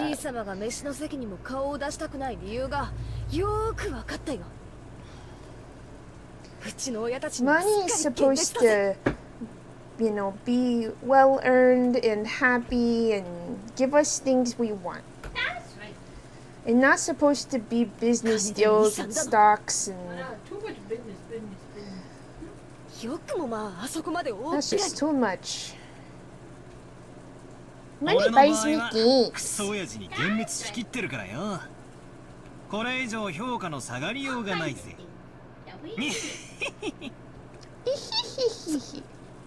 そんなの私だって同じだぜ。しかし今夜のには呆れたぜ。心底呆れたぜ。 Jessica looked down at the floor, irritated. She was always talking about how bad her parents were, but maybe she hadn't really felt that way deep inside. Depths of Jessica's shock made that clear.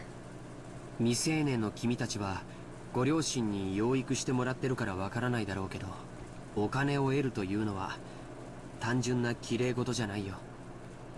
未成年である今にそれを理解しろとは言わない。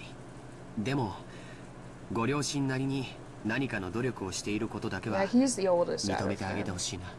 So he has some stuff in the business world. ジョージの兄貴は人間ができてるぜ。ジョージ兄さんは社会人になってバリバリ働いてるけどよ。金とか財産とかそういう話になったらうちの親父たちみたいに強欲むき出しのハゲタカになれるってのかよ。 She's got a point.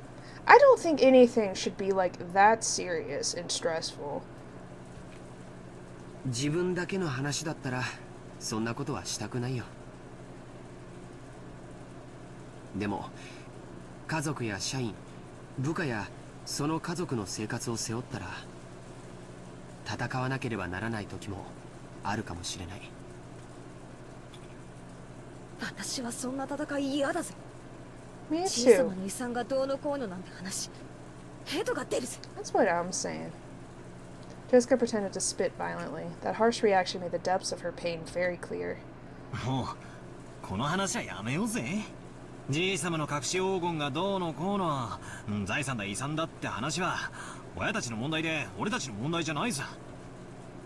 僕も同感だよ。せめて気を利かせて親たちの話し合いを邪魔しないのが子供の務めだと思うね。なんだか面白くねえぜ。 Everyone knows the phrase, adults are filthy, but we had now seen that for ourselves, and that really did give us a considerable shock. Not all adults, some adults. Yeah. George was now pretty much an adult and had already been disillusioned with my dad, so the shock wasn't that big for us. I think like every group of people, there's good eggs, bad eggs, some in between. But Jessica seemed to be taking it hard. Apparently she'd received a bigger blow than I'd thought. People are people, man. She always talks badly about her parents, but it looks like she hadn't changed at all on the inside. Even now, she's still a pure-hearted, delicate person who can't doubt others. I'm sure she respected her parents as much as anyone else does. And then her parents started raging about going, money, money, inheritance, inheritance, money, my money, right in front of all the other parents and the children. It's no surprise she received such a shock from hearing that. Because at a certain point that like becomes everything, and it's just like money's not supposed to be like that. it never started off as being something everyone could control, and now it's just about everything has to be signed on the dotted line and controlled and freaking crazy, bro. Like, just give people enough to live and survive off of and move on.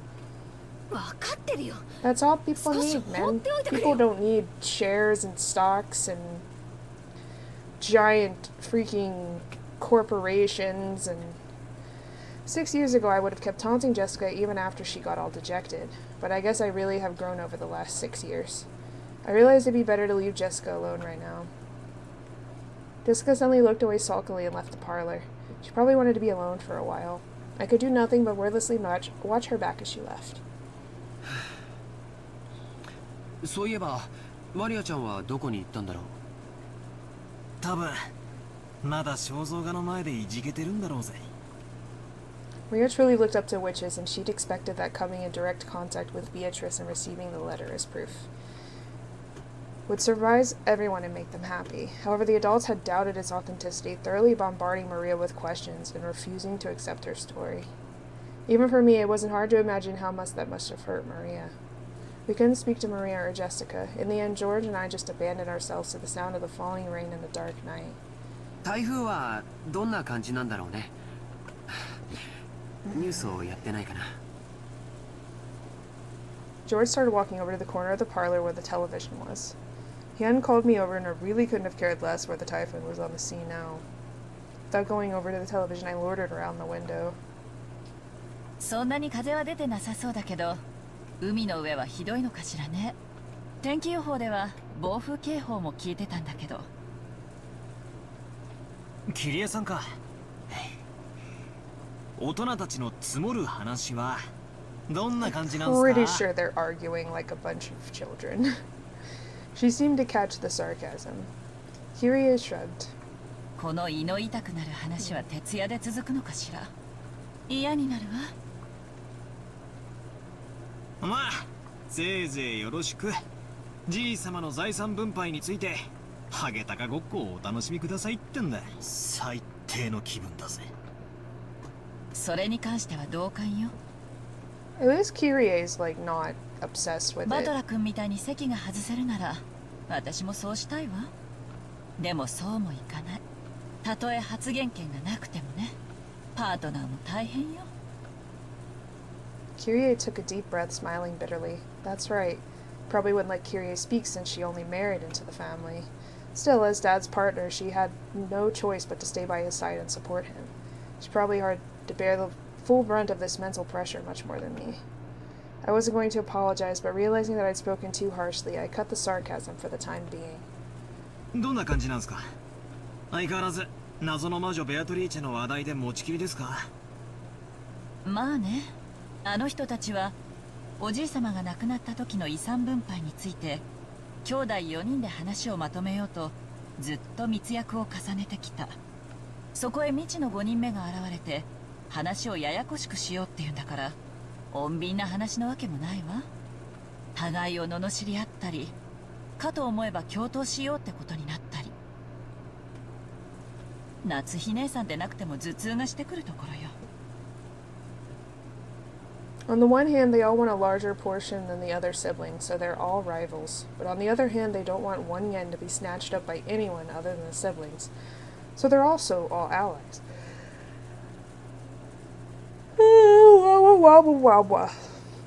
Goddamn, reading makes me tired.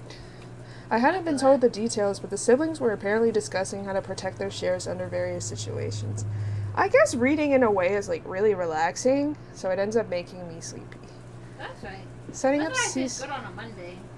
Yeah, setting up ceasefire agreements and rules to prevent anyone from getting an unfair advantage, even preparing to resort to legal action if absolutely necessary. That they would go this far to preserve their shares was so beyond disgusting that you just had to acknowledge their resilience. ってことは、さしずめ。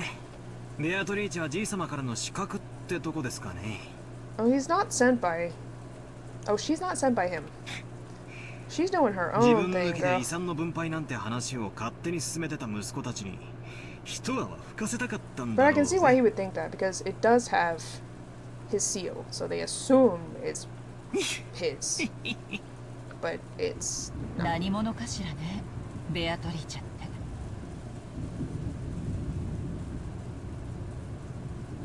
その上当主の指輪まで委ねられている。相当に信頼された人物ね。さすがにほうきにまたがった魔女だとは思わないっすけど。She's a very fancy witch. でも魔女と呼ぶに値する怪人物であることは間違いないっすね。マリアちゃんがそのあたりのことを詳しく話してくれればいいのだけど、みんな小さい子にがっつきすぎだわ。すっかり怯えてしまって聞けるものも聞けなくなってしまった。 Yeah, they're all being really rude to Maria. あの人たち Poor 北風と Maria. 太陽とか読んだことないのかしら。確かなのはマリアがベアトリーチェと名乗る人物から手紙を受け取ったこと。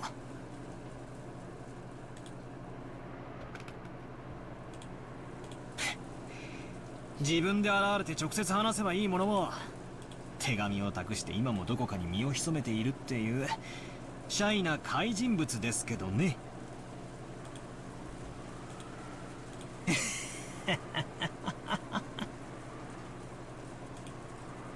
ねえバトラ君、ベアトリーチェなんて人物が本当にいると思う？さあ、あくまでも偽名じゃないっすかね。じい様の代理人としてその妄想の中の魔女の名を名乗ることを許されたとか。そうじゃなくて、今この六軒島には全部で18人いるの。19人目が存在すると思う？ I'm actually gonna look up how long this first chapter is. Chapter 1 length. I'm just curious, because we're still in chapter 1.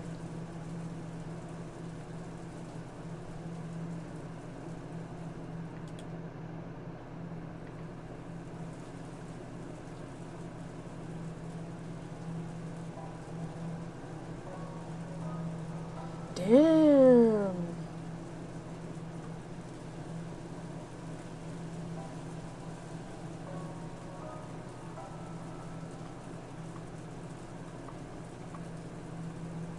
Okay, so it said if you take your time with it and you like let everyone read, and like I'm reading out loud like this, they said it could take probably around 20 hours, 15 to 20 hours. Oh my god. Yep, it's a full-ass novel. Each chapter is a full-ass novel. Jesus Christ, man. Are there really a full 18 people on this island right now? It was real. Hey, Heather, guess what? What's up? Lost Record Bloomin' Rage is now on sale. Did you know that there's a tape 2?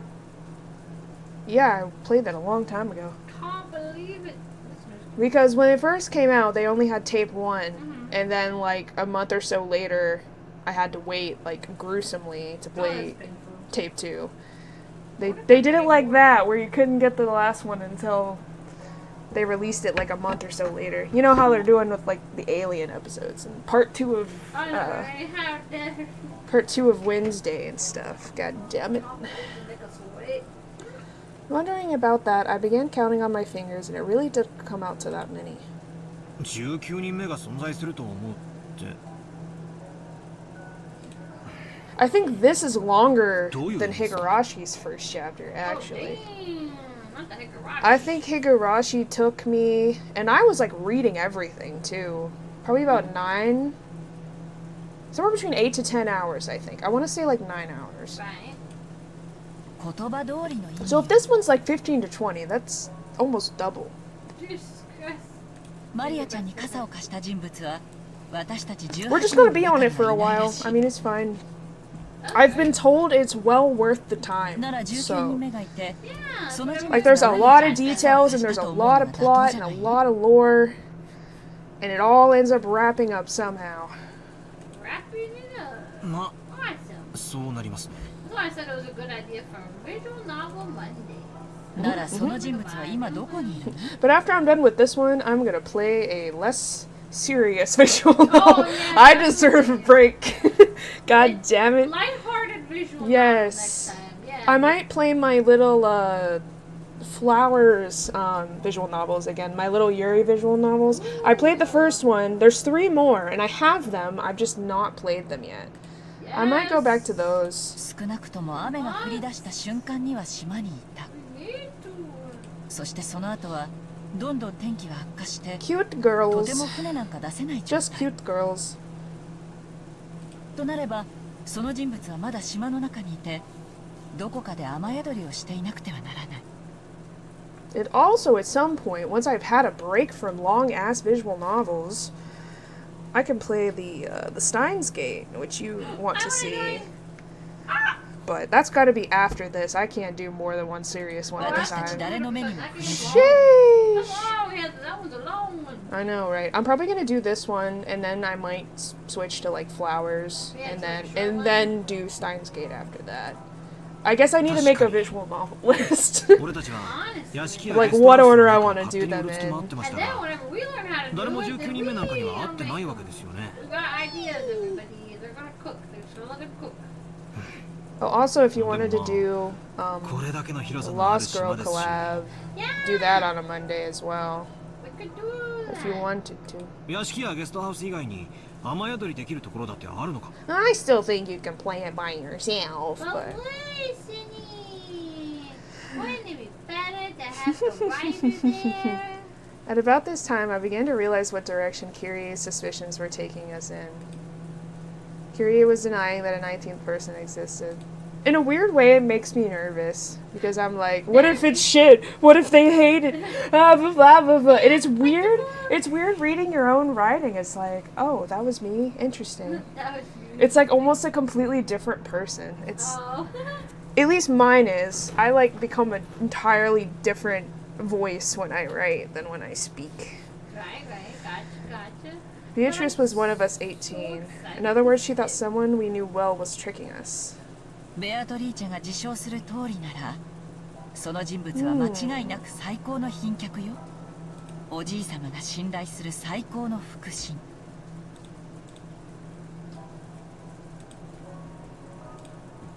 そんな人物をおじい様が歓待しないわけがない。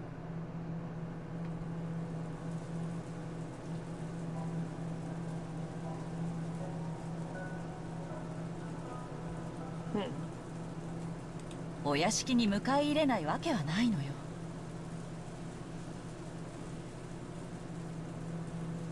でも私たちは誰も見ていない。待ってくださいよ。それはちょいと性急な推理じゃないですか？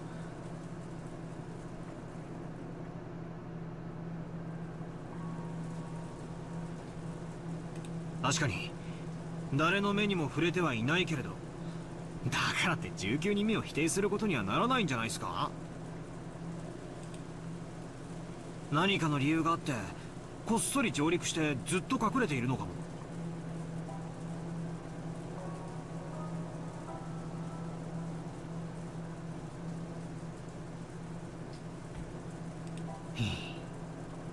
悪魔の証明ってやつっすよ。いることを証明するのはたやすい。ベアトリーチェってやつが俺たちの前に現れて挨拶すりゃ解決する。でも19人目がいないことを証明するのは不可能っすよ。バトラ君の推理の仕方は悪くないわ。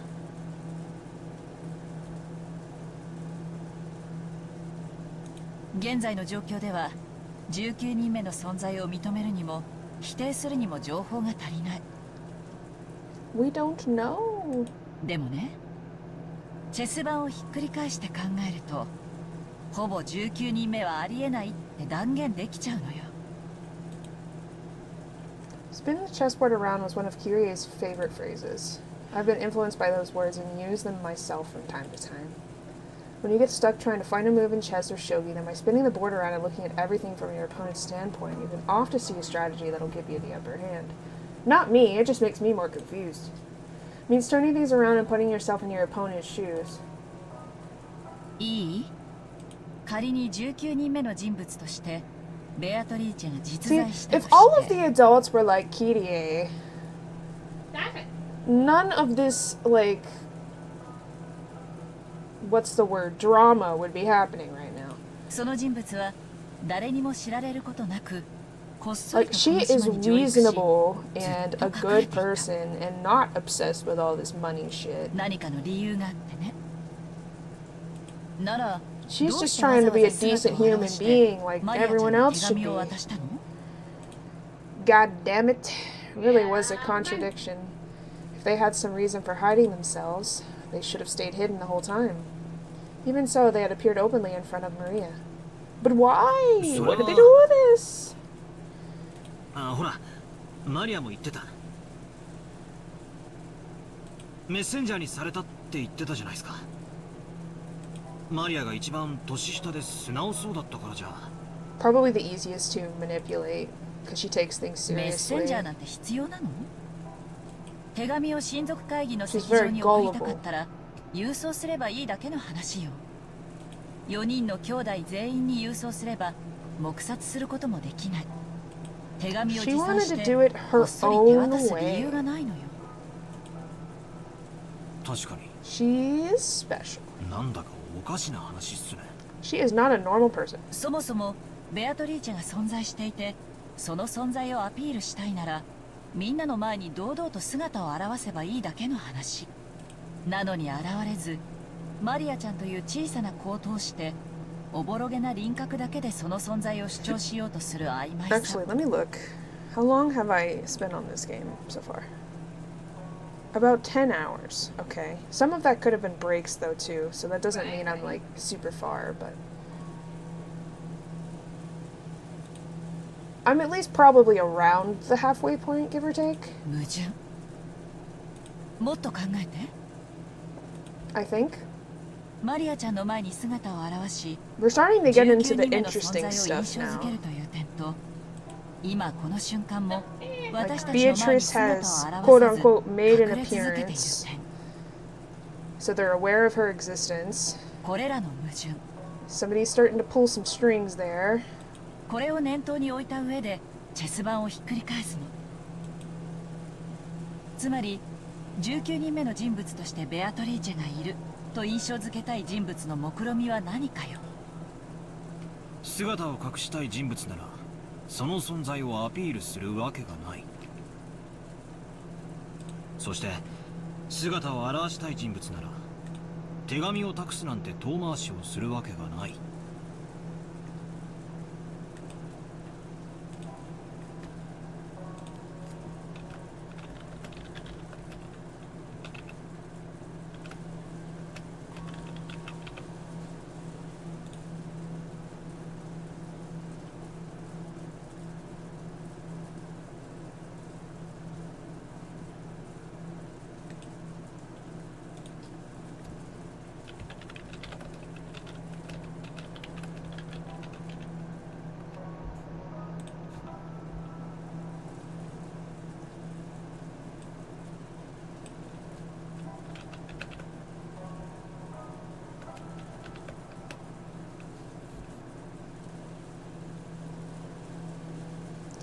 Damn.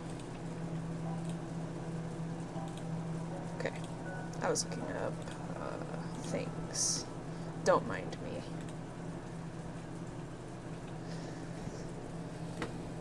ってことは簡単よ What is this?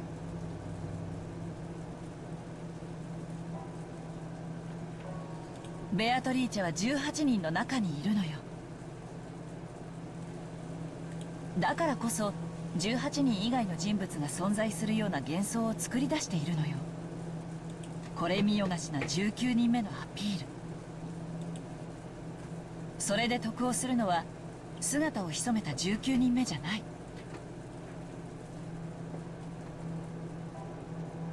すでにいる18人の方なのよ Is that what we think? Are we sure? Are we sure that's what we think? もちろんこの推理は穴だらけいくつかの前提がひっくり返るだけですぐに崩れる脆いものだけど、私はほぼ間違いないと見てるわ。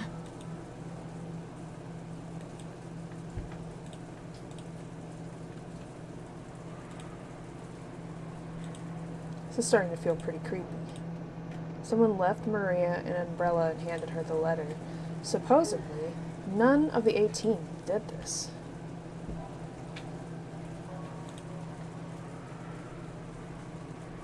I didn't even realize mom was on the back of my chair. That's crazy. And yet, Beatrice was hiding among those 18. What was this person planning, hiding their true form and pretending to be Beatrice? マリアちゃんの自作自演も疑ったんだけど、文章の内容が非常に手が込んでて、マリアちゃんが自前で用意したとは考えがたい。でもマリアちゃんが何者かと共謀している可能性も否定できないわ。おいおい、マリアは9歳のお子様だぜ。誰と何を共謀するってんだよ。しかも愚直で真面目で素直なあの性分だぜ。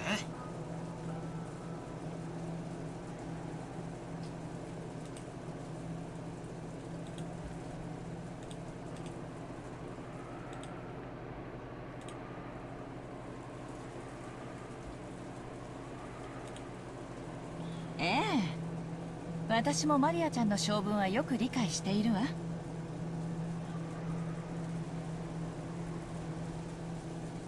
でもだからこそあり得ると思うの。魔女に憧れ、その存在を盲信している夢見がちな少女。そこにベアトリーチェと名乗る人物が現れて魔女だと名乗ったら、彼女はそれを大喜びで鵜呑みにして信じるんじゃないかしら。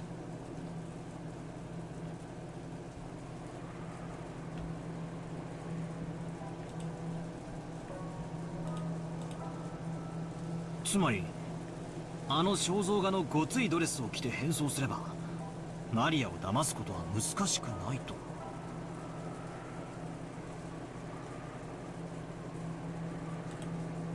その論法になっちゃうと、私たち女性陣はみんな疑われちゃうことになるんだけどね。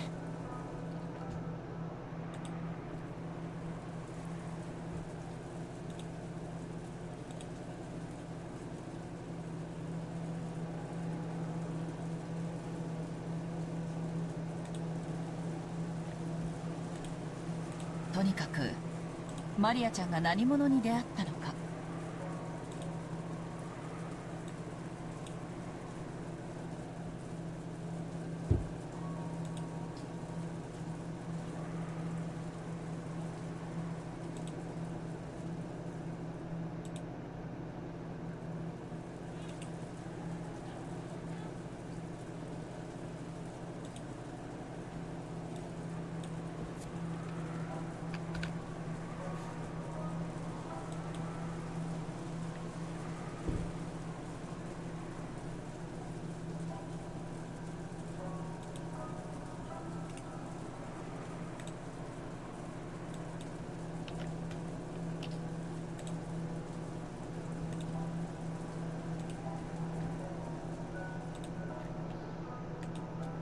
それの詳細を聞くことがこの謎を解く一番にして最も身近な鍵なのよ。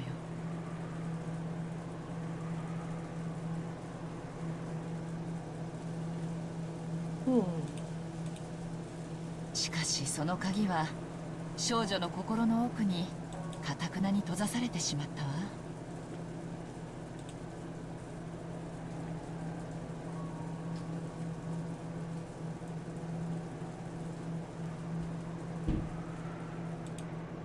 みんなが頭ごなしに魔女の存在を否定し、一体その人物は誰なのかと問い詰めすぎた。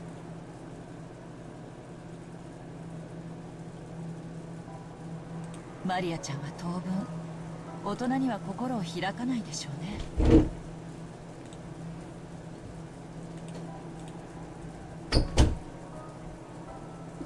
Yeah, she does not like the adults very much. In the dim hall in front of the portrait of Beatrice, Maria was sobbing. Oh. How could you do this to this baby? 誰もね、マリアがベアトリーチェに会ったことを信じてくれない。ベアトリーチェとくれた手紙も見せたのに、それでも信じてくれないの。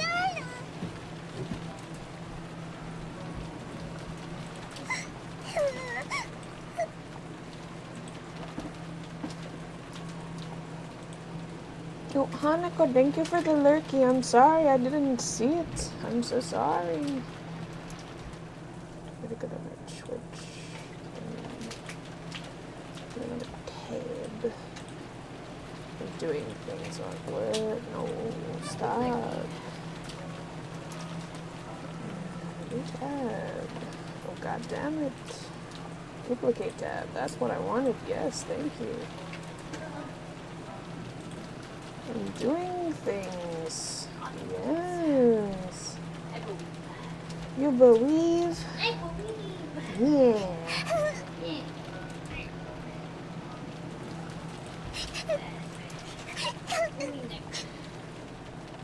Poor Maria. She's doing her best. とにかく She's doing 鍵は her マリアちゃんが best. 握ってるわ。 Poor Maria. God damn it, poor child. Eh. This is Haya. And then image. Yes. I'm doing a new sponsorship, Alice. You got a new sponsorship? I'm doing a new one. I'm Which trying one? a complete new one. It's a phone game called Legend of the Mushroom. Oh. But it has a $20 base pay, so I figured I'd try it. Let me know how that goes. It looks somewhat cute. I wonder how we could do that. Do we have to stream it, does it say? Yes, but they said you can use emulators, so I'm gonna find an emulator and do it. I gotta find an emulator though. Gotcha, Yep, gotcha. it says I have everything done. I just gotta stream it, so. Yeah, hopefully if I play Stream it for more- 2 hours, just like the other ones. Hopefully So. I play There's a Honkai. couple other ones that have the $20 base pay, but this is the one that seemed like somewhat. It is. Not a lot of requirement. Well, not even just easiest, but yeah. ベアトリーチェ Just の18 in 人の general, 中 the にい other るの ones か just didn't look 19人目 anyway interesting to me. それを知る鍵 At を least ね this one has like fantasy vibes and stuff. The other ones were like Tiki Solitaire It's like, why? and Monopoly Go. I'm like, Well, no, Monopoly's that, but also. I don't want to stream Maria Monopoly wa Go. ganko da ze. Come on, man. Come on, man. Didn't Come you on, see man. that Chris Pratt was on a commercial for that? Was he really? Yeah, and something Mimosa. That's funny. He's Oh, Jason Momoa. Mimosa, you're so funny. He's alcoholic. You're so funny. He's so funny. 大人の私より子供のバトラ君の方が機嫌を直せる確率は高そうよ。 Okay, so I'm gonna mobile game emulator. Hiya.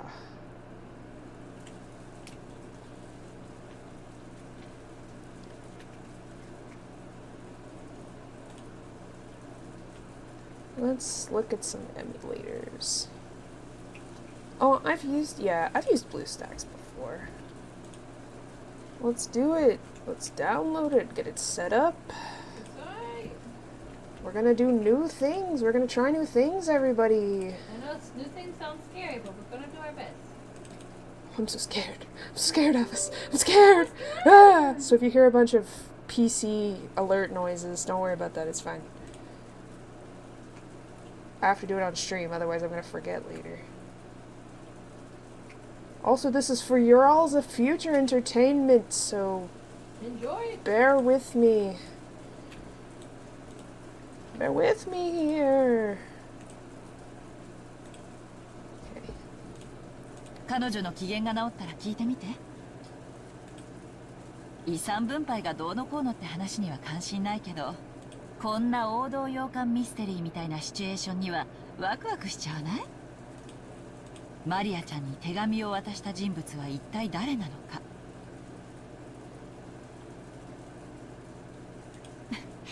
知的好奇心がうずくわ。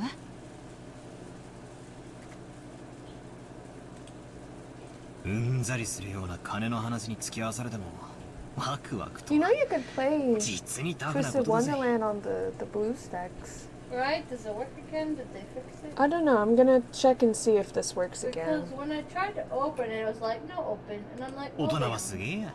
Yeah, it did that to me before too. I really like it. But I I'm like the hoping story. it works this time because I really much want to play more mobile games, but like I can't usually. My phone doesn't have no storage space. My phone cannot hold like any more shit, so. That's right. It was Umamu's I've got Reverse, my Miku, and Nikkei, and that's about it, man. But I have horse. You have Horse. I have horse. I mean, I could technically download the Horse game, but. Join Oh, ガキども。ここ But にいた you のか。 said it's hard. I don't want it to be hard. I No. can't No. grind No. like No. you No. can. I'm already I can log grinding in in Star free. Rail And and don't worry, Genshin. because you can do it like very easy. Oh my 俺も次 god. は化粧をしてくることにするぜ。 Aha, you're so funny, Rudolph. You don't wear makeup, silly Rudolph. ごめんなさい。女の化粧は Silly 長いのよ。 Rudolph. どう？兄弟水入らずの話し合いは。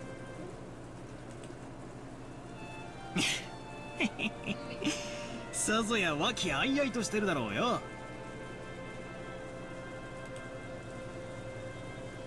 Kyrie poked the weak spot under my arm with her elbow. 一度頭を冷やそうってことで小休止さ。こりゃ夜通しになりそうだぜ。泣けてくれ。 Makes me want to cry. His way of talking hasn't changed, but he couldn't completely hide his fatigue. I couldn't say I was sympathetic, but he looked pitiful compared to his normal, energetic self. He definitely seems like one of the more chill.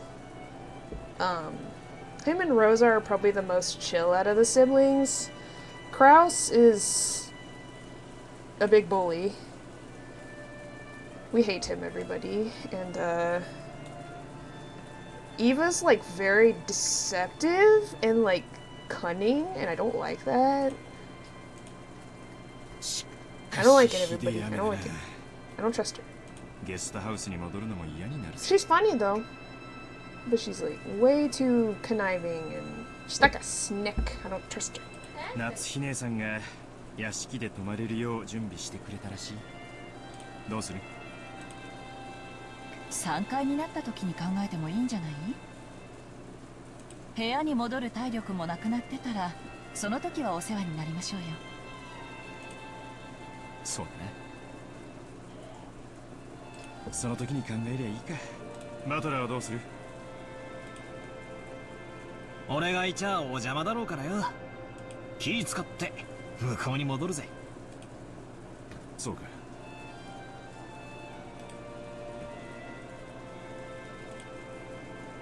Oh, I meant to delete the recording from earlier. I forgot. Oh, yeah. Because I don't have a lot of space on my computer, everybody. So we gotta delete files. Delete us, delete us. Okay. すぐ戻るのか。さあな。一人で戻ったって寂しいしよ。子供全員で揃って帰ることにするぜ。 Oh. I don't want to. No. I don't want to. It's loading, Alice.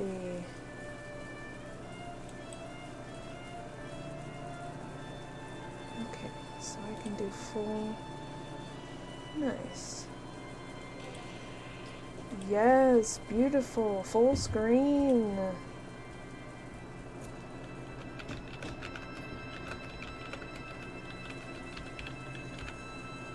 Hang on, take this.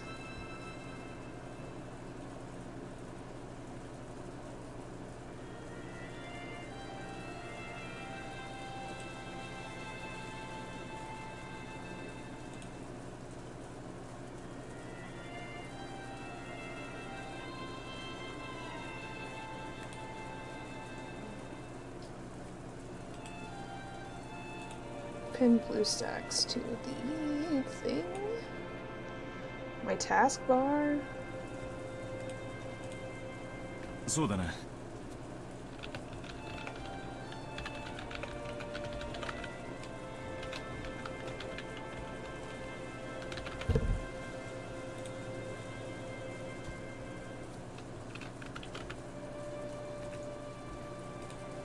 そうするといい。それでバトラー、お前今夜はそうは簡単には寝ないだろう。多分いとこたちとおしゃべりしてるだろうからな。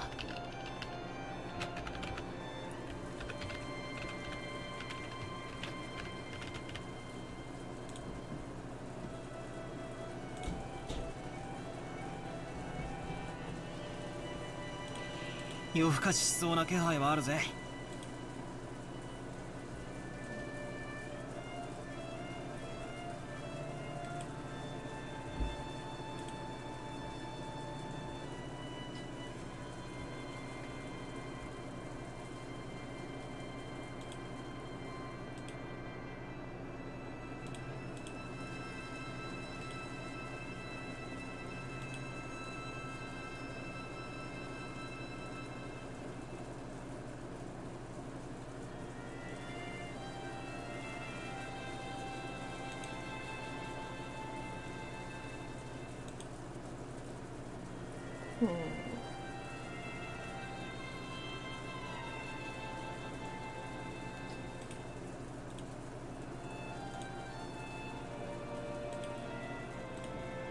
それがどうかしたのかよ。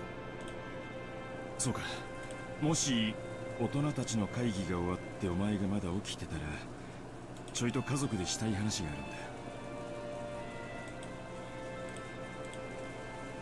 るんだ。なんだよ。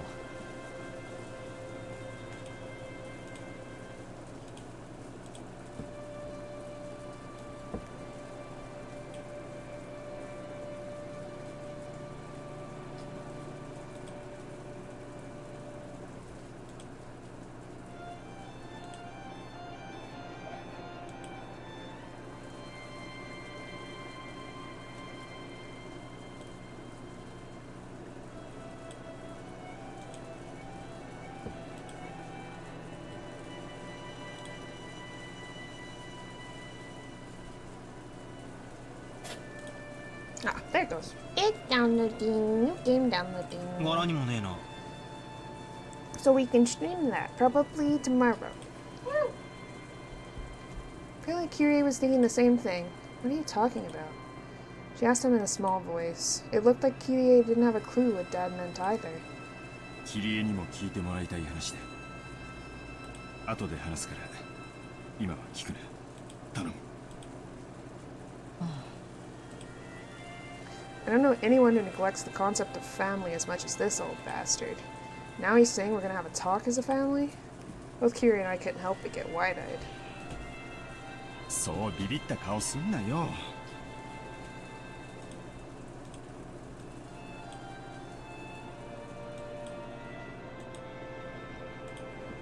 ビビりてえのは俺の方なんだ。何しろ。At that point, he swallowed his words for an instant, even though putting on airs of importance wasn't much like my dad. 気持ち悪いぜ親父。今家族は全員揃ってるじゃねえかよ。もったいぶらずに言えよ。俺は多分今夜殺されるだろうな。 What the fuck? What do you mean? How do you know that? There was a huge crash of thunder. It must have been really close. Dad's expression, brightly illuminated by the lighting, was burned into my eyes. Dad's face, which always looked so sure of itself, which always wore its haunting expression, was strangely frail in a way I couldn't really explain. I'm sorry, that was a ball drop I wasn't expecting. It was so worn out that he looked like a different person. は？何言ってんだよ、柄でもね。同感よ。どうしたの？急に弱気ね。あなたらしくもない。I don't think he's... 俺も化粧直しに行ってくる。 I don't think he's joking. ついてくんなよ。 Dad turned away weakly. After that, only Kyrie and I were left, still wide-eyed. なんだってんだ。今夜殺される？まさかあの妙な手紙のせいで親父ビビっちまったのか？連続殺人者の映画の見過ぎだぜ。Kyrie didn't answer my light-hearted words, continued to stare at my dad's disappearing back.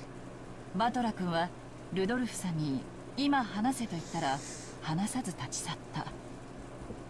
みんなに話すことがあると言い出しながら答えなかった。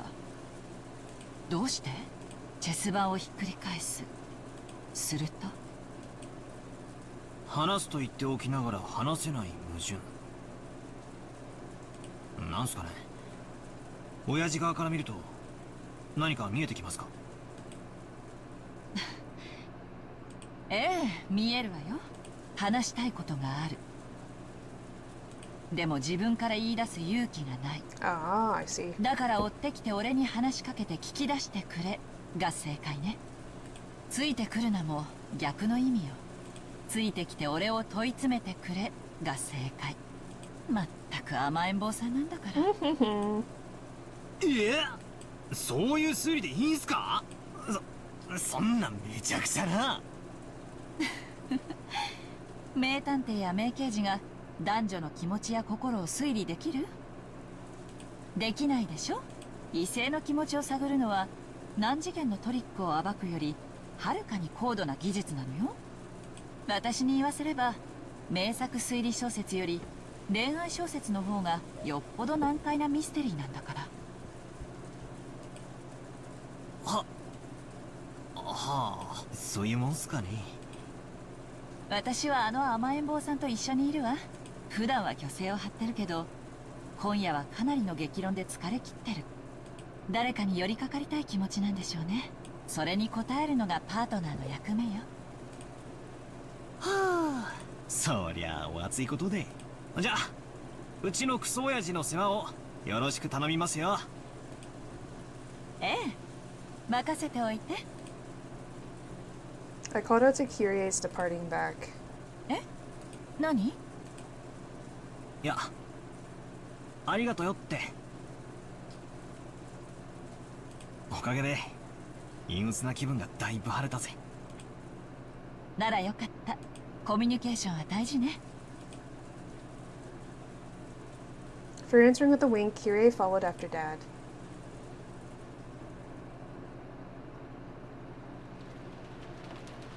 Natsuhi could be found in a dimly lit hallway. Now and then the thunder would crash, but this had no effect on Natsuhi's expression. She looked completely worn out. The discussion that had just taken place between the relatives in the dining hall was repeating itself inside Natsuhi's mind.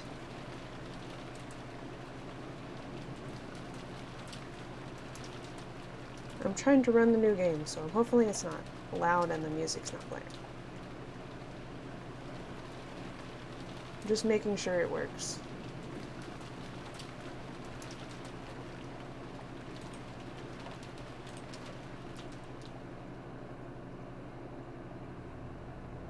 Beatrice had proclaimed that in addition to the gold... Yeah, ignore that music right there. It's the game. Beatrice had proclaimed that in addition to the gold, all the inheritance property of the Ushiramiya family would be given to the person who could solve the riddle. I can't ignore it, it's too loud. Okay. Let's see. I'll just turn this off for now and just read. So that way you all don't have to hear that obnoxious music. Okay. She planned to undermine the absolute guarantee that Kraus, as the older brother, had to succeed the family head. Originally, the other siblings had absolutely no chance to inherit this headship. To them, this proposal...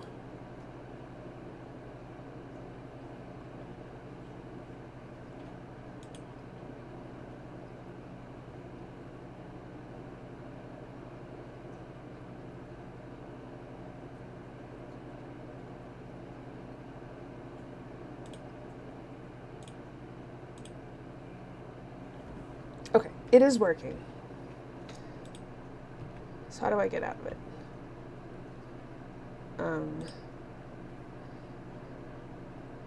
Confirmed logout. Okay. There we go. Nice. So is there like a favorite page? Or like a place where I have all my games in one spot? Home.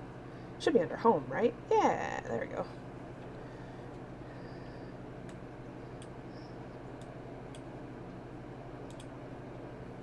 No. Can I like delete these? I guess not, huh?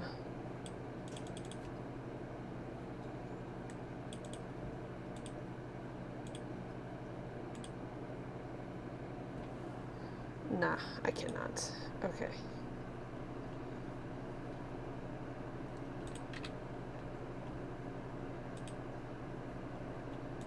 Okay. I think those are just advertisements on the bottom. I can't get rid of them. Okay.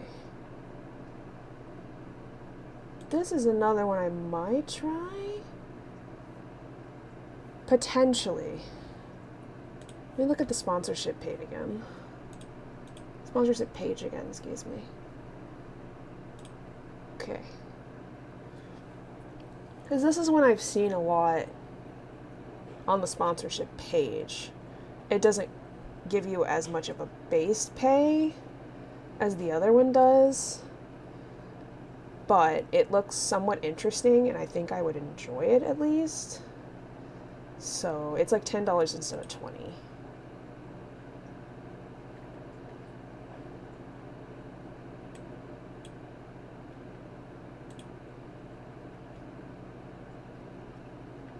Okay.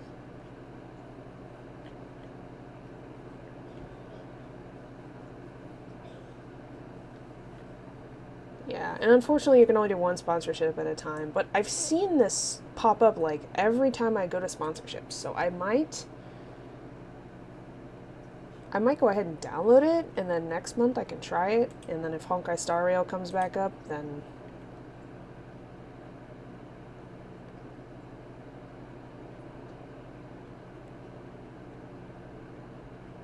the fuck?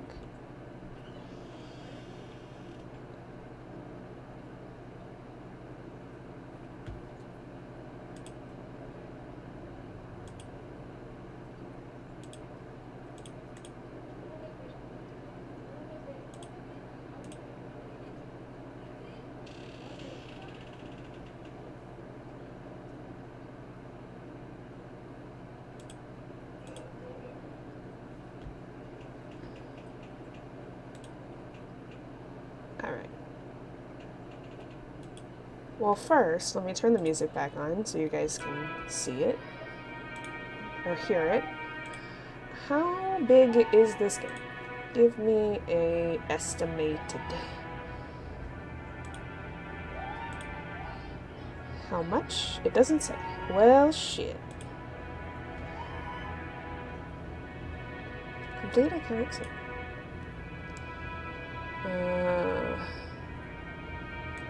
Skip for now.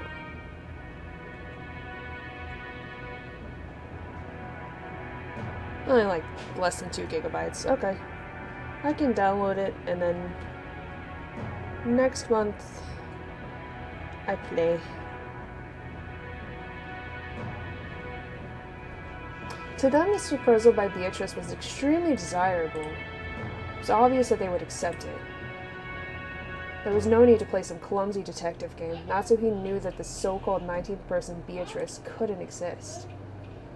Naturally, Beatrice was nothing more than a fictional character, used to pass a message that Kinzo had written himself.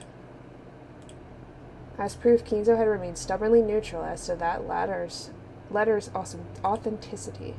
He was completely ignoring these reckless claims that he shouldn't be able to ignore, that he had given up the head's ring. In short, Kinzo had wordlessly admitted that the letter held his own message. Most likely one of the servants had given Maria the letter. Kinzo had probably worked on an elaborate plan where the dress from the portrait would be prepared. Someone, probably Shannon, would be made to wear it and deliver the letter and the umbrella. By doing that, he could make it seem like the witch from the portrait actually existed. No, if anything, that alone was proof that Kinzo was behind all this. In that case, it was the same as Kinzo trying to butt in on the siblings' private discussion. Kinzo, by announcing that he'd give everything to the person who solved the riddle, could weaken Krause's overwhelming advantage. That was certain. Kinzo had eavesdropped on the siblings' discussion in the parlor earlier that day, so he had known how Krause had staved off the attack by the other three. To make the scales of that battle go back into balance, he had sent out the strange letter which benefited Krause's rivals.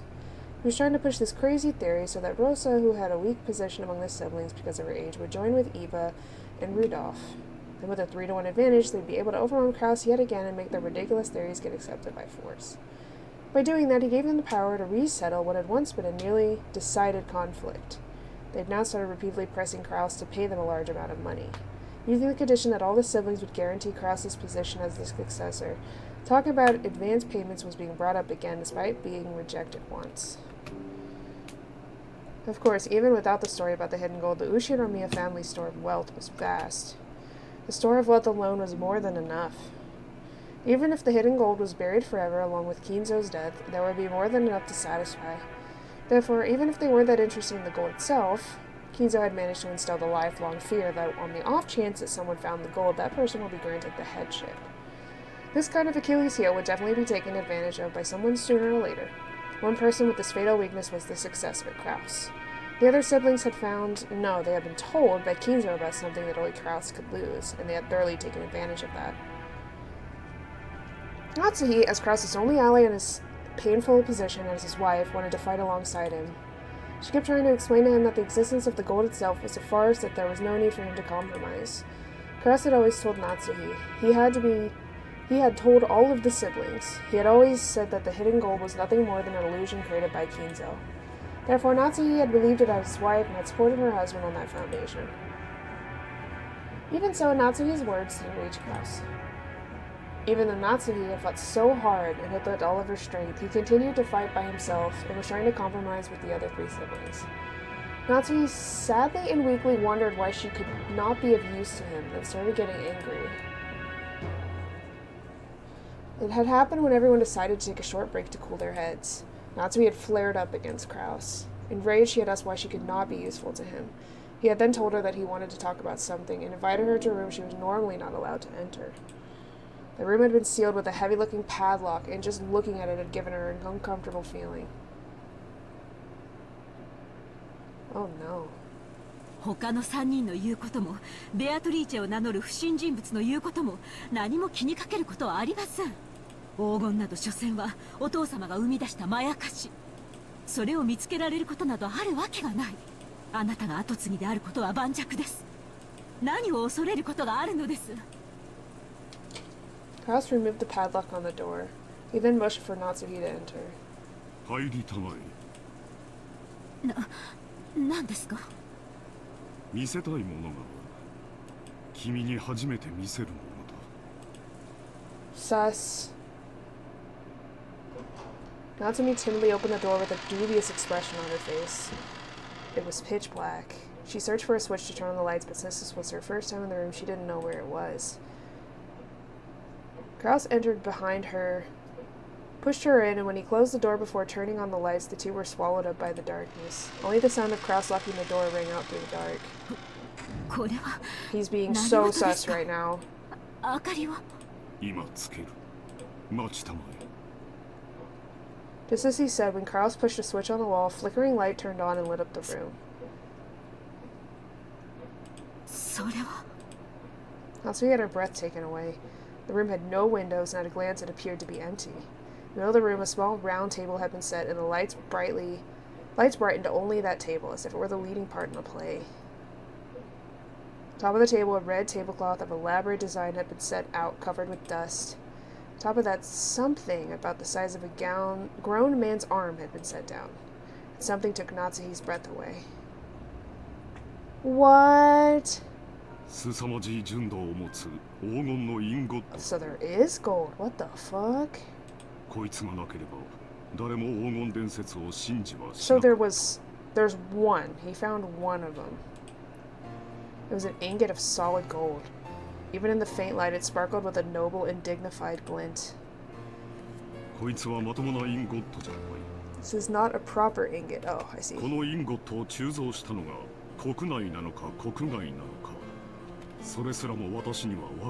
It took a high level of skill to make the purest of solid gold ingots. And in order to verify that purity, it was standard to have the original foundry and the name of the bank that guaranteed it imprinted on the gold. However, this ingot did not have that kind of seal.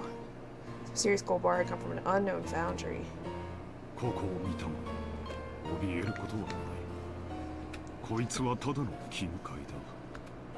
Natsui, following Cross's words, timidly approached the ingot. Cross pointed at the surface of the ingot. Natsui concentrated on that section. Right there was the thin imprint of the one-winged eagle crest. Natsui's breath was taken away once again.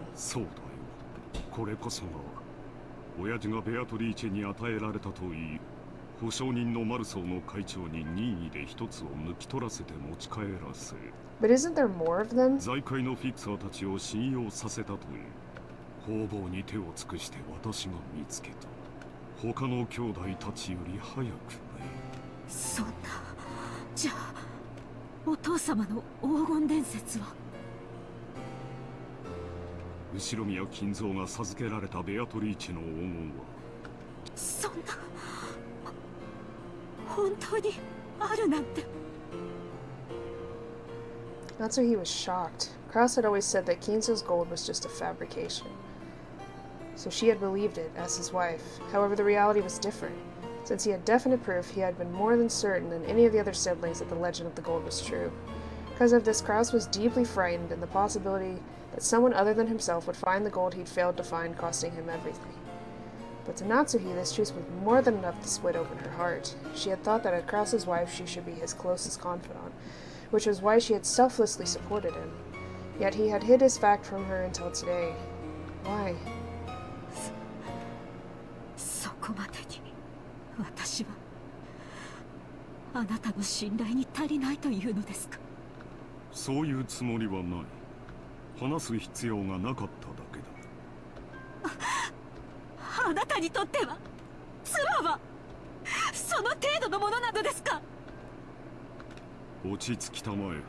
劇場にすぐ駆られるのは君の悪い癖。 Damn, he's so rude. あなたがそうさせてるんじゃないですか。 Yeah, rude as fuck, bro. 私は後ろ宮家に嫁ぎ、今日まであなたの妻として仕えてきました。あなたのために生まれた家を捨て、身も心も捧げてお仕えしてきました。その報いがこれなんですか。そんなことって。 Damn. Kraus grimaced, looking annoyed. His expression effectively communicated how much he disliked this part of Natsuhi, even if he didn't say it out loud. 私はもうあなたの力になれそうもありません。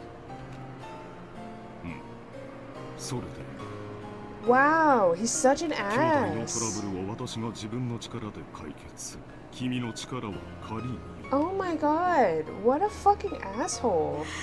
違います。 Murder him, Natsuhi. これは Fuck 後ろ宮家のトラ this ブルで guy. す。 Rude. 確かに私にはこの身に家紋を刻むことが許されていません。でもあなたの妻です。なのに私には力添えする資格もないのですか。あなた。君を思えばこそあえて関わらせなかったのだ。これ以上は頭痛に障るだろう。君は今夜はこれで休みたまえ。兄弟の話は兄弟でつける。君は関係ない。それだけだ。 Damn.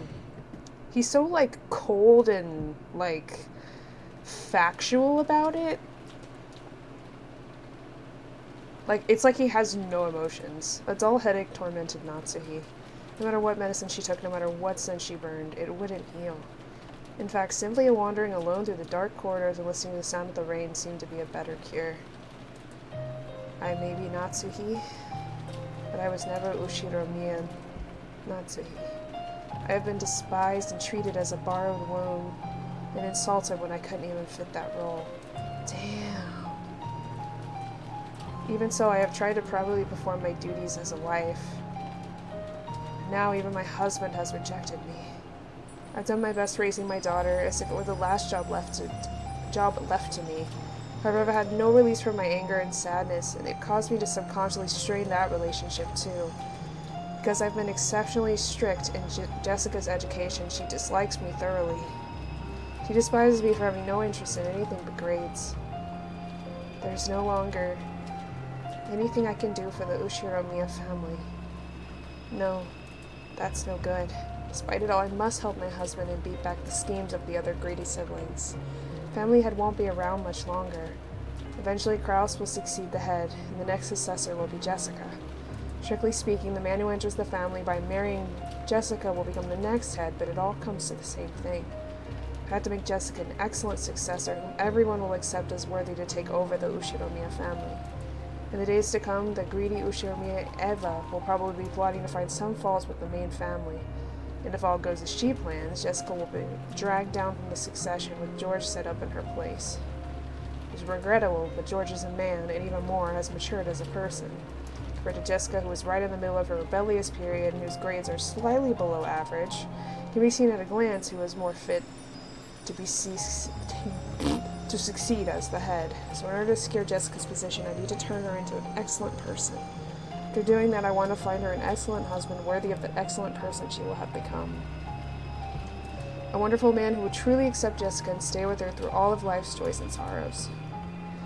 Is Natsuhi trying to entrust her daughter with the feelings of desire of her own? Natsuhi thought back to the days when she had no choice but to marry into the Ushiromiya family because of that unavoidable fate. She tried to block that from her memory.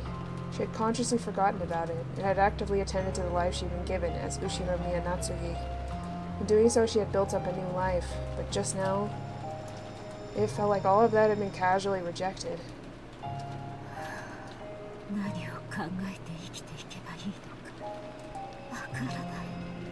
Damn.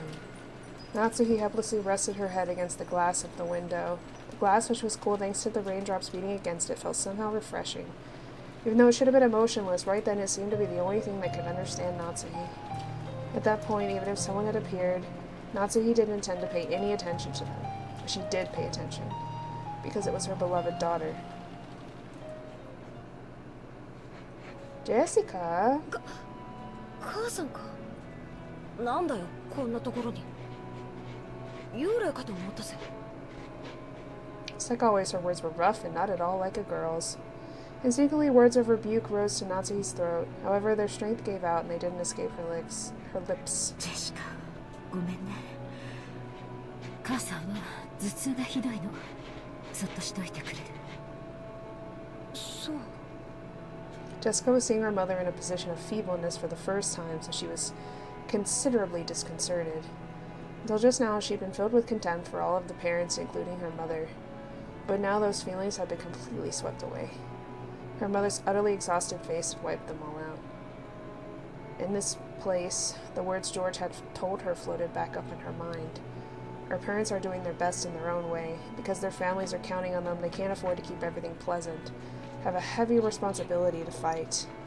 Maybe her mother had been standing around in this dimly lit hallway, because no one had tried to understand that in her. Jessica hated her mother, so she had no intention of speaking kindly to Natsuhi just because she was looking a bit frail. So when she attempted to speak kindly to her mother anyway, she had to clench her fists and gather up the words from deep in her heart. ずいぶん立て込んだ話をしてるようじゃん。お前には関係あります。 Well, damn, she's just trying to help. Oh my god. Fuck. Fucking Christ, girlfriend. Rude. Rude as fuck. Okay. I'm gonna download those two for now. Okay. よそへ行っていなさい。I did it. I downloaded the BlueStacks games. It has nothing to do with you. Please go somewhere else. Damn! Mom said go the fuck away. Oh my god. 私、薬もらってこようか。Sheesh. 構わないで結構です。お願いだから一人きりにして。Oh my god, I'm feeling it, Mr. Krabs. Natsuhi wasn't being cold. She just wanted her daughter to go far away so she wouldn't have to bump against Natsuhi's own short temper. There was no chance that Jessica would realize this.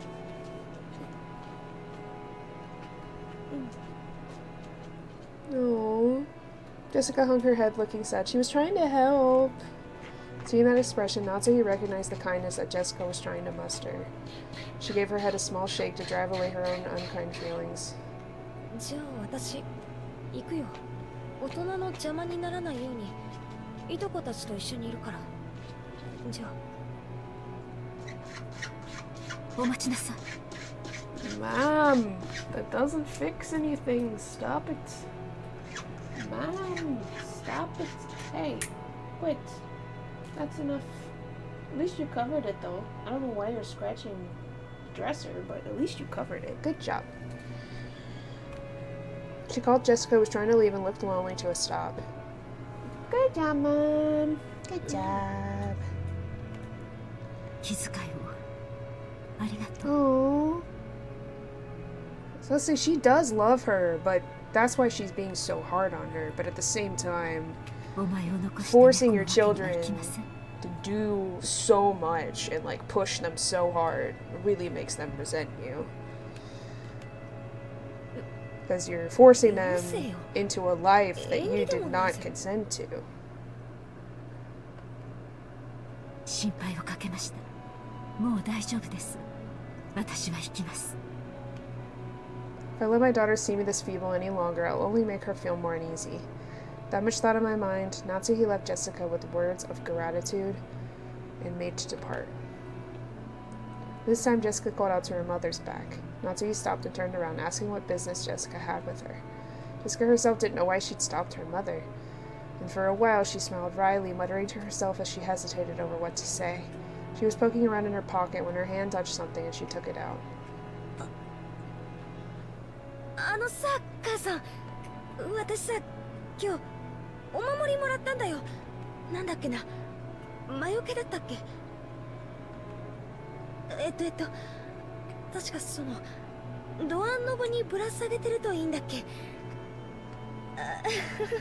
忘れちまったぜ。私が持ってても仕方ないし、母さんにあげるよ。 It was a scorpion charm that Maria had given her on the beach. Although she'd heard of its various effects from Maria, Jessica's mind had gone blank, and she was just barely able to save even that much. Jessica, thinking that her mother probably wouldn't accept it anyway, immediately drew back the hand she had stuck out, grasping the charm. When Natsuhi came back to take it, she was extremely shocked. これは何かの景品？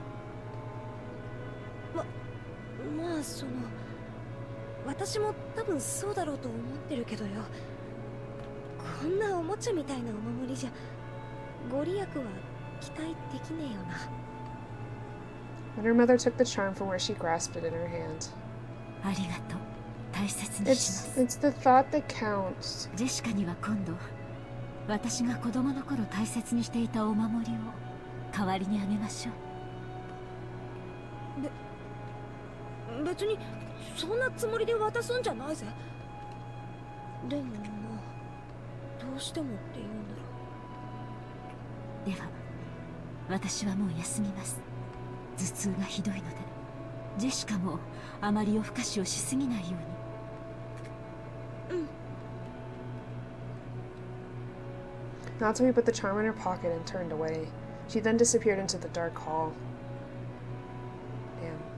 She says she has constant headaches. I wonder if she has, like, some sort of, like, brain illness or tumor or something. Chronic headaches like that usually don't happen that often, that harshly. But I could just be over-exaggerating. I don't know. Just makes me think that why is she having those constant headaches all the time? George and I were killing time in front of the parlor television. At that point, Jessica returned. Her face was still blank, but it looked like she calmed down a little since we'd last seen her. Maria はまだ肖像画前？いや、さっき戻ってきて、今はそっちのソファーで寝てるぜ。マリアにはもう遅い時間だもんな。 Looking at the clock, I saw it was a little past 10 p.m. Even if we were planning to stay up all night, it was about time to head back to our room. 一応うちのおふくろが屋敷にも部屋を用意してくれたんだけどよ。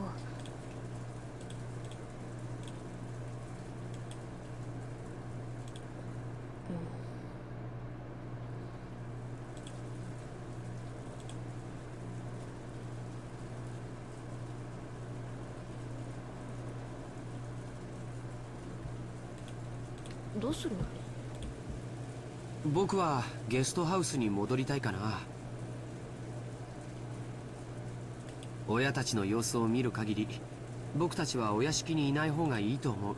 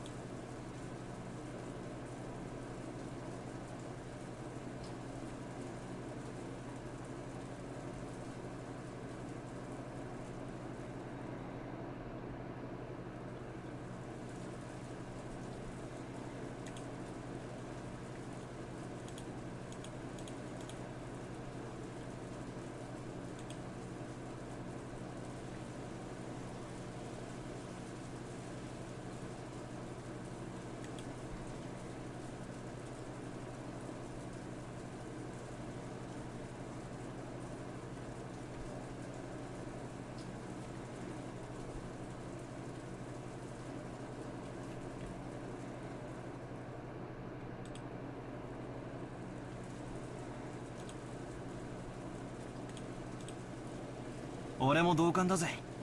子供は邪魔せず引っ込んでろって感じみてえだからな。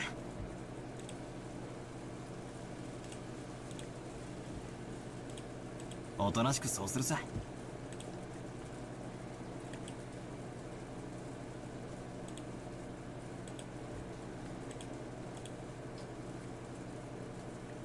As we were talking about this, Aunt Rosa came into the parlor. She was looking all over restlessly, probably trying to find Maria. ローザおばさん、マリアならそこのソファーっすよ。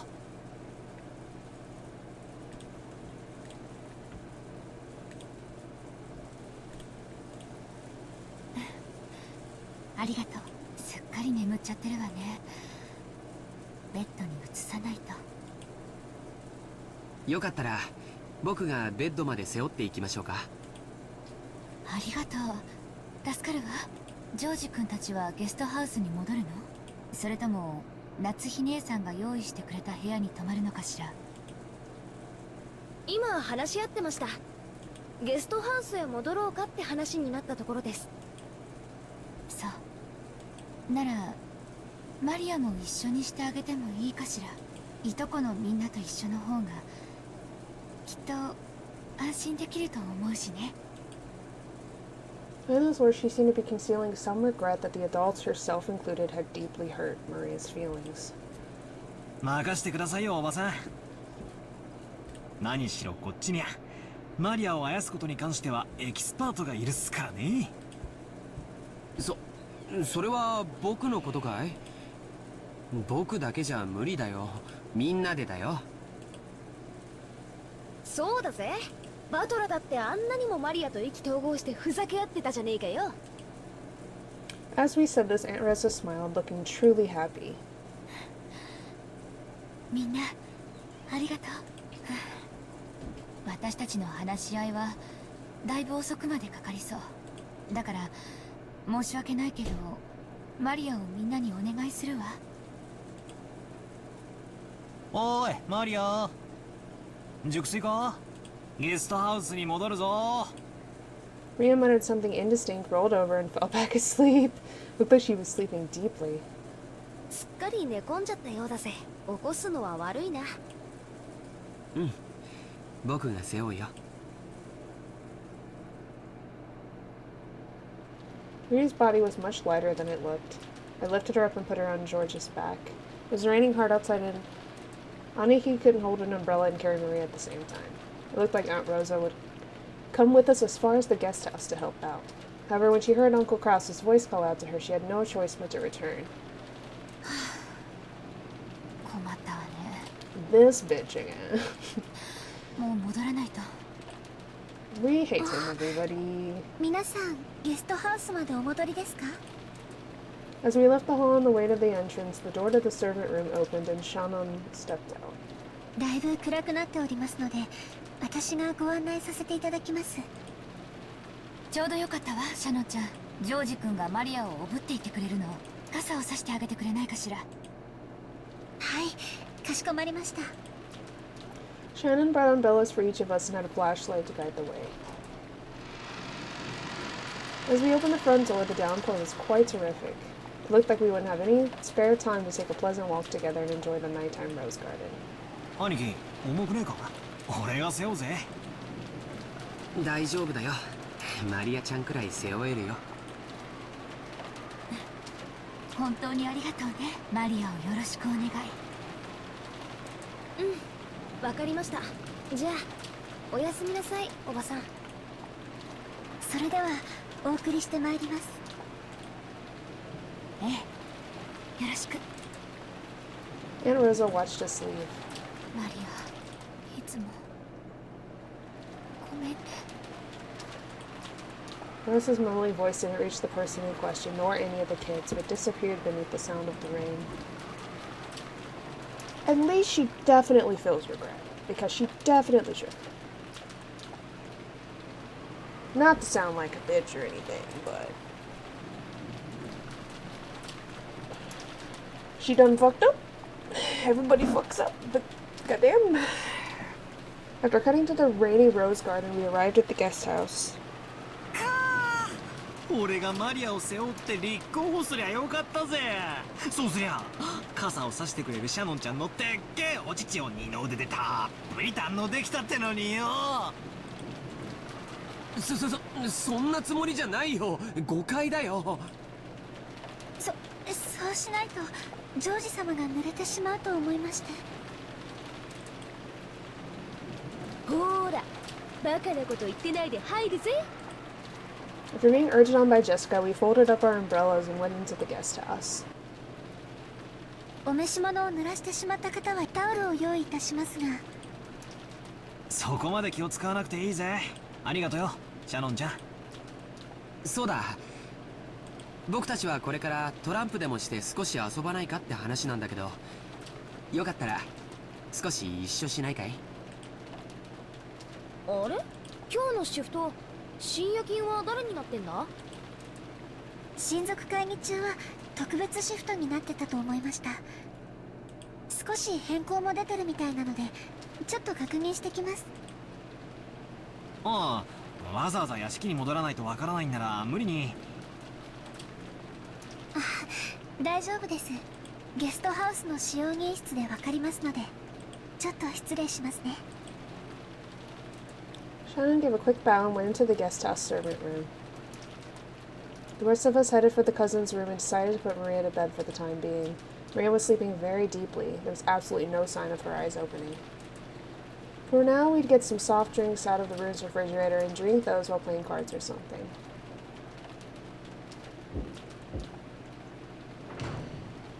あれ？カノン君？源氏様までこちらに。クラウス様の命令があってね。シフトの大掛かりな変更があったんだよ。What gives him the right to do that, though? ゴーダがお屋敷の深夜勤に変更になった。シャノンとカノンはゲストハウスの深夜勤。私と熊沢はゲストハウスに泊まるようにとなった。What? お前も今夜はこのままこちらに留まるように。たった今電話があった。ずいぶん大掛かりな変更ですね。お屋敷とゲストハウスの当番がまるっきり逆になってるじゃないですか。Originally, Shannon and Kanon had been assigned the night shift in the mansion, whilst the night shift in the guest house, where all the relatives were staying, had been assigned to Goda, who had an abundance of experience in entertaining. Kumasawa should have been sleeping at the guest house, while Genji should have been sleeping in the mansion. However, it seemed that Kraus had suddenly ordered that the schedule be modified. The shifts at the guest house and the mansion had all been reversed, and Genji was spending the night in the guest house. I can't believe he would make Genji stay in the guest house. When Genji is like the esteemed butler of this fucking place. He's been basically Kinzo's right-hand man for like, what did he say, like 40, 50 years or something? Like, that's fucking crazy. You don't put that guy in the guest house. He deserves like a fucking, I don't know, lobby to his whole self. Also, thank you for the tea time, Prince. Reading has definitely kind of hurt my throat a little bit. It's very dry. Definitely helps.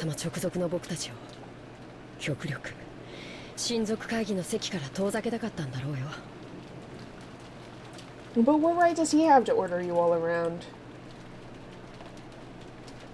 He's not the leader. He's not Kinzo. He's not the head of the family yet. Genji, Shannon, and Kanon were all permitted to wear the Ushiromiya family crest, the one-winged eagle, as the servants who served directly under Kinzo. Of course, since they were working for the Ushiromiya family, they had to obey anyone's orders, but their only boss was Kinzo. Only Kinzo had the right to employ them. Even Kraus could not have dismissed them of his own accord. Because of this, Kraus and the others often viewed these servants as Kinzo's underlings and shunned them. In fact, Kinzo seldom let anyone other than them into his study. This sudden shift change was probably a clear expression of the sense of mistrust that it caused. Considering the time Kinzo had left to live, this would definitely be the last family conference before that problem of the inheritance came up. On top of that, that mysterious letter that claimed to be from Beatrice had dropped in out of the blue. Ross definitely wanted to keep Kinzo's loyal subjects away from the table of such a delicate and important discussion. Poor Genji. He said, I worked my fucking life for this man, and he sends me to the guest house? What the fuck? What the fuck?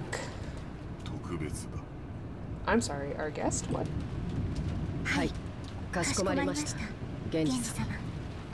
What?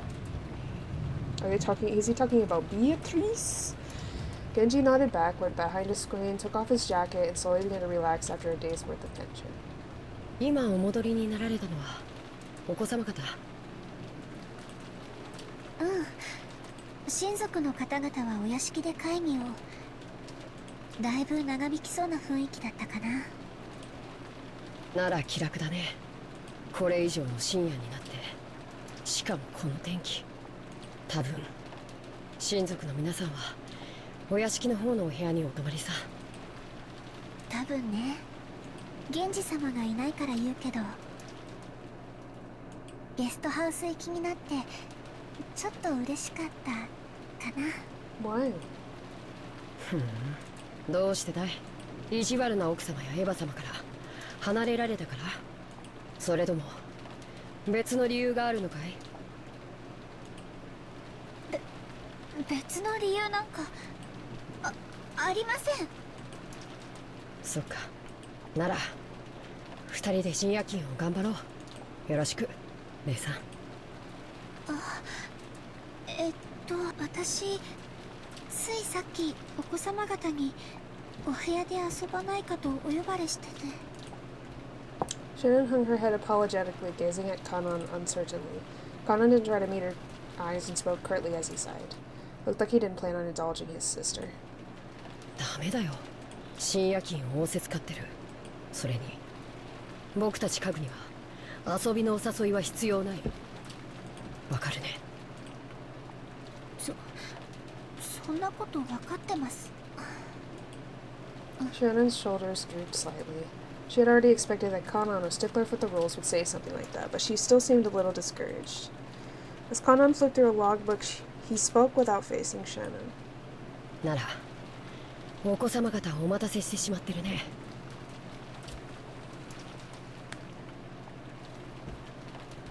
深夜勤に当たってしまったからご一緒できないと謝ってこなきゃ。行ってきなよ。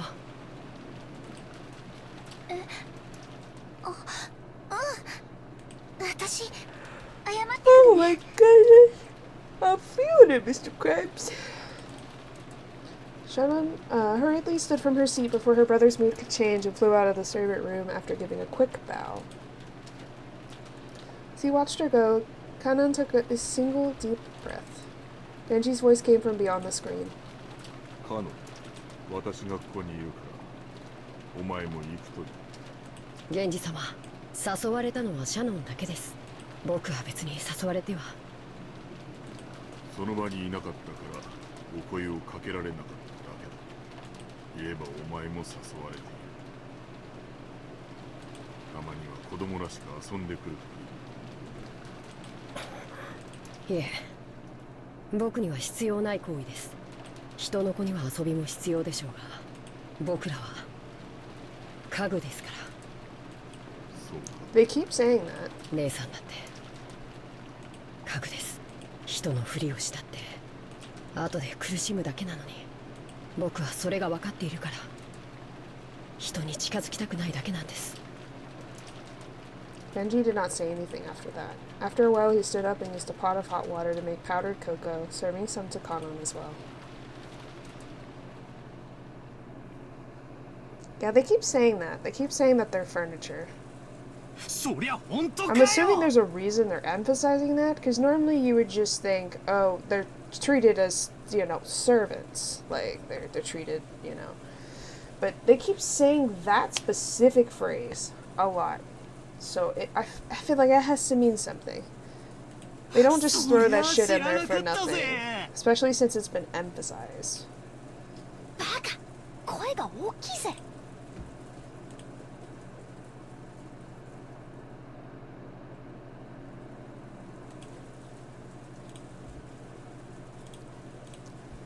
マリアが起きちゃうだろ。 Yeah, don't wake the child. She's had a lot of stress today. Let her sleep. Battler was so surprised that he yelled obnoxiously and scattered his cards everywhere. God damn it.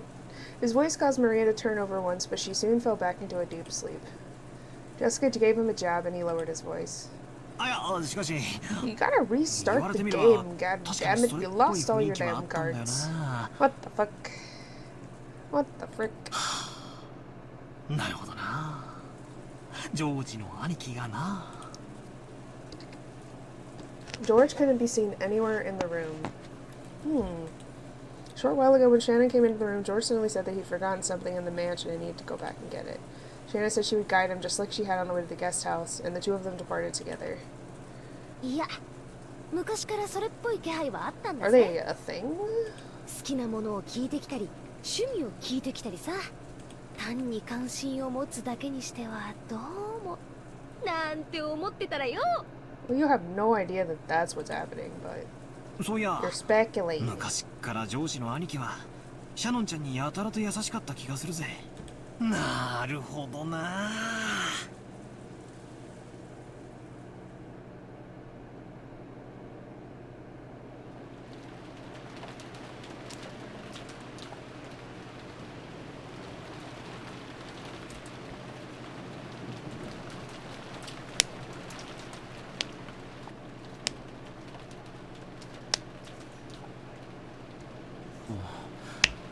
天気予報によると今夜が一番ひどいみたい。明日いっぱいも止まないらしいけど、もう少しマシになるそうだよ。そうですか。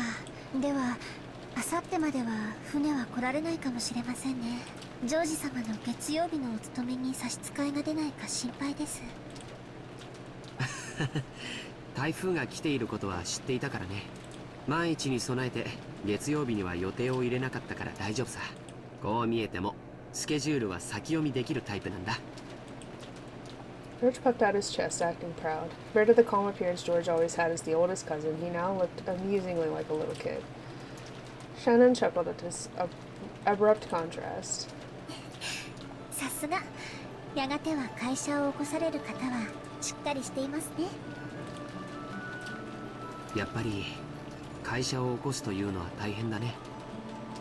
お金とかそういうのだけじゃないものがとても大事だって父さんのところで勉強していてわかるよ。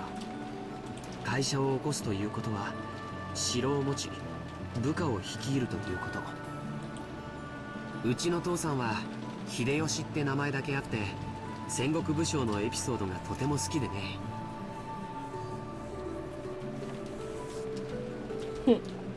会社経営の哲学をよくそこから語るんだ。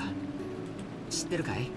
戦国最強の騎馬軍団と恐れられた武田信玄も最初は部下たちの結束がバラバラで統率力をまるで発揮できなかったんだそうだよ。そうなんですか？なんだか意外ですね。信玄は部下たちを結束させるため数々のリーダーシップを発揮してるんだよ。例えば戦場で武功を立てた部下に対しすぐその場で褒章を与えたり、普通こういうのは戦が終わってからまとめてやるものだからね。それを戦場の本陣の中にいながらまめにやり続け、部下の武功を素早く評価しやる気につなげたというのは非常に大きいことだよ。それから部下が病気で伏せった時には誰よりも早く駆けつけお見舞いをしたとかね。武田信玄は戦国最強の騎馬軍団を率いただけじゃない、戦国一の部下思いの人だったんだよ。そんな方だから部下の皆さんもついてきてくれたんですね。The truth was, Shannon had already heard the story several years ago, but whenever a discussion of his father led to this sort of topic, George would always glow and look like he was having a great time. So Shannon just smiled without interrupting, urging him to continue. 確かに資本主義の世界ではお金は力で石垣の高さでもある。でもね、戦も城も自分一人じゃ成り立たない。大勢の部下に支えられ、その力を借りて初めて成立するものなんだよ。それを理解してから父さんの背中を見ると、自分がいかに未熟で父さんがどれほどの切磋琢磨をして今日を築き上げてきたかがよくわかるんだ。ジョージ様はお父様のことをとても尊敬されているんですね。羨ましいです。 Sorry, my arm is itchy. Don't know why. I keep having to itch it. Itchy, itchy. あ、ごめん。And this game doesn't 別 have an にそう auto. いう I 意 don't 味で言っ think たん so. じゃないんだよ。 I have to click. Yeah, Higurashi has an auto. This one 私も does 別 not. にそういう意味で言ったつもり But は it's fine. The two of them awkwardly looked at their feet. Shannon had no parents. She had been brought up in an orphanage owned by Kinzo, called the Fukuin House. Under the guidance of Kinzo, their honorary director, the orphanage offered members who excelled a chance for the on-the-job serving experience.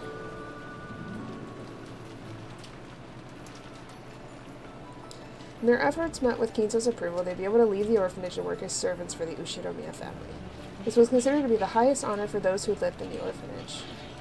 Son, quit scratching the wall. That doesn't fix the problem.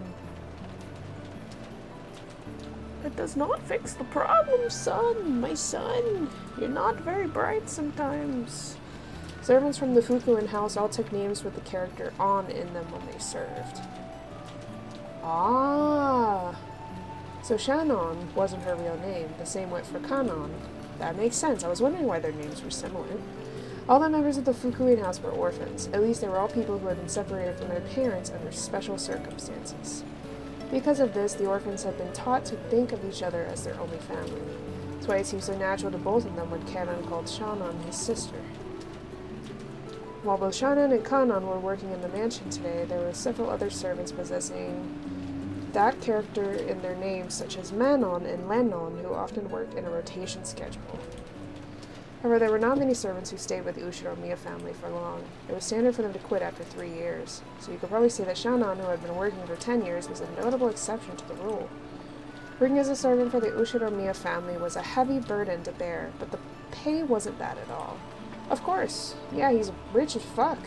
Working for a full 3 years would earn more than what was needed to enter mainstream society. That was why, even though the orphans realized what a harsh task working for the Ushiromiya family was, they still hoped to be accepted. Maybe the fact that Shannon managed to continue working for 10 years wasn't because she had more willpower than the other servants. Maybe she'd gotten stuck working for 10 years because she didn't have the courage to say she wanted to quit. Kinzo couldn't even trust his own blood relatives, and those excellent servants sent from the Fukuin house were the only ones he could rely on.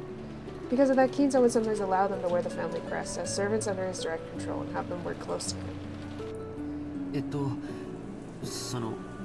もう勤めて10年近くになるんだっけ。だいぶお金も貯まったんじゃないかい。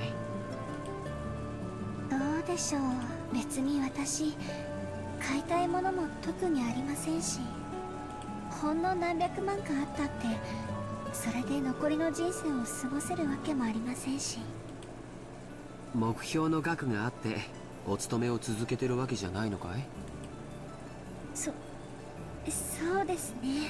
私はこのお屋敷以外に行くあてもありませんし、お嬢様とも他の使用人の子たちとも仲良くやれてますし、奥様には時折お叱りを受けますけど、バラの世話やお屋敷のお掃除も楽しいですし。Is she talking about Kumazawa?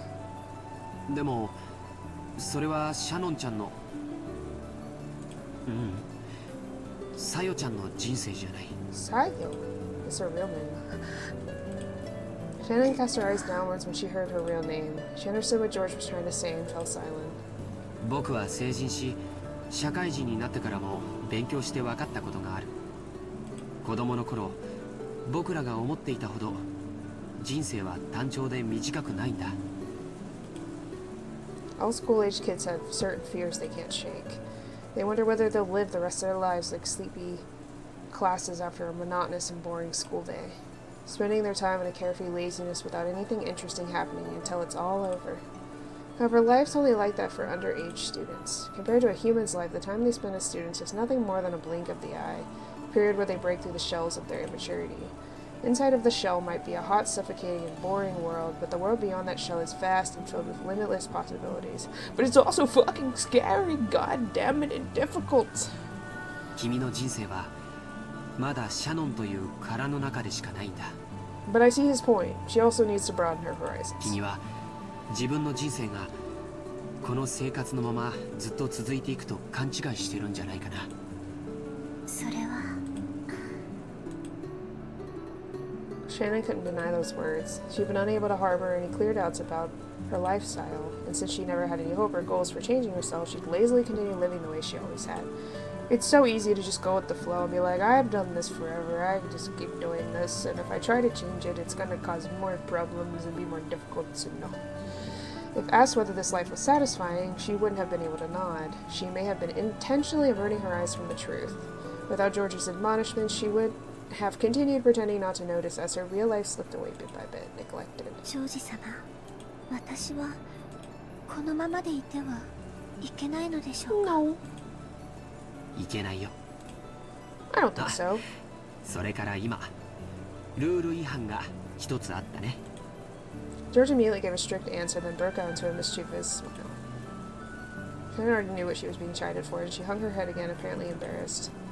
僕たちしかいないときは、様はなしの約束だよ。約束では聞けません。ですが、ご命令でしたら聞かないわけにはいきません。私は家具ですから。じゃあ命令だよ。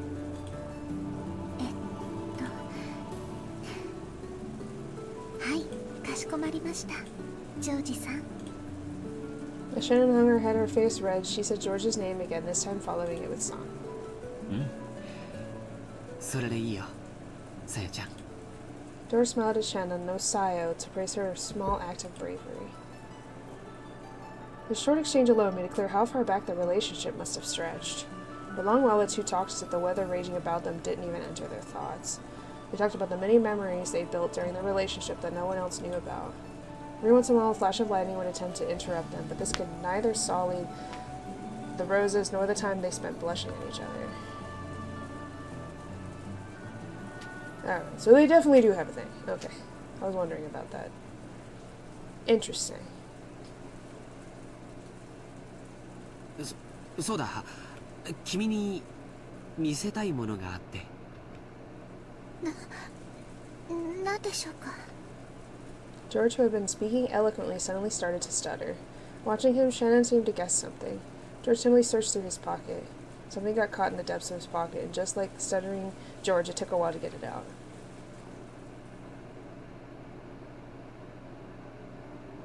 Is he gonna propose to her right now?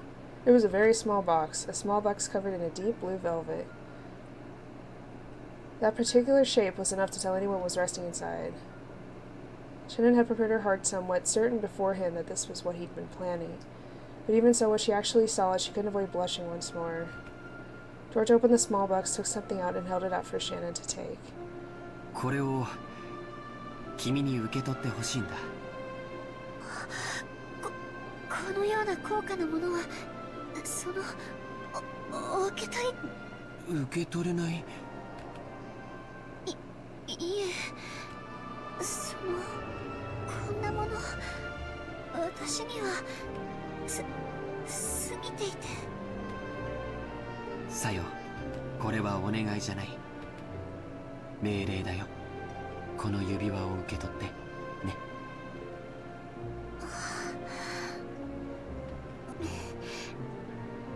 命令では従わなくてはなりません。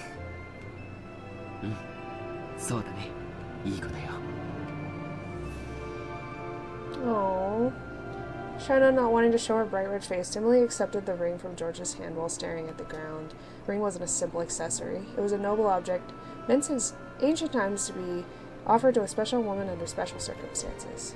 Therefore, while George could order her to take it, he could not order anything beyond that. Anything beyond that would depend not as an order, but on Shannon no Sayo's own will. だから、ここからはもう命令じゃない。さよ、明日までに言葉でない形で返事がも What ら do え you た mean without using words? How's she supposed to say? わかるね。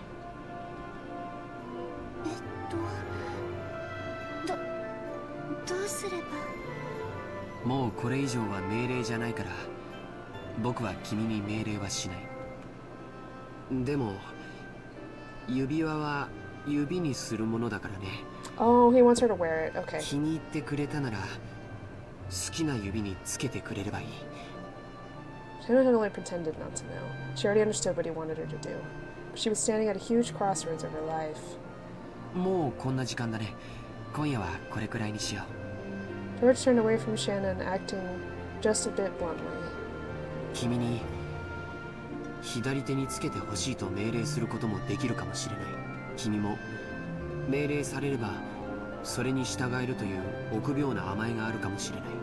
でも最後のここだけは君のさよの意 At 志 least でし he's てもらい giving たいんだ。 her some free will by that. That's わかる nice ね。 of him.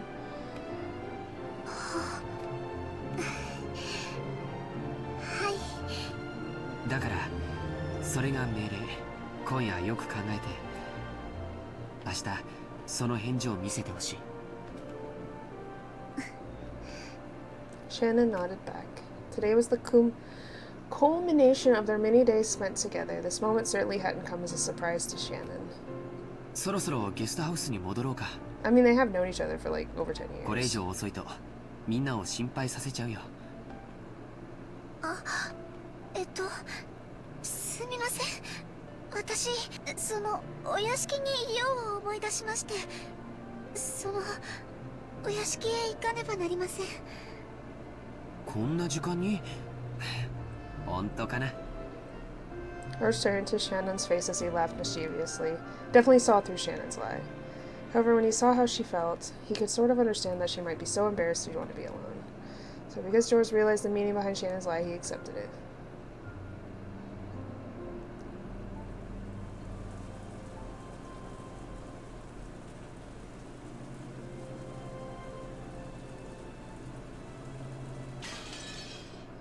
Well, damn.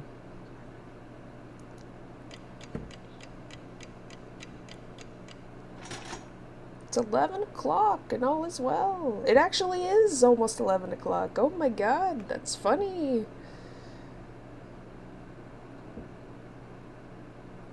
We're gonna end on 11 o'clock, at 11 o'clock. Shannon entered the entrance hall to the mansion with a tottering gate. I think it's gate. A mixture of exhalation. Oh my god. Why are you using all the big words right now? A mixture of exultation and uncertainty gave her a feeling that she couldn't easily describe. It swelled up in her chest until it felt like she was about to burst. After stopping for a second in front of the servant room to take a deep breath and calm her heart, she opened the door. Inside, Goda, who had been ordered to take the midnight shift at the mansion, was absorbed in a worn-out crossword puzzle magazine.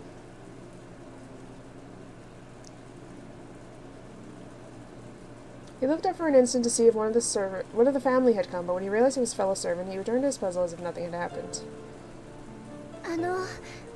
源氏様より郷田さんのお手伝いにつくように言われてまいりました。ああ、そうですか。それは助かります。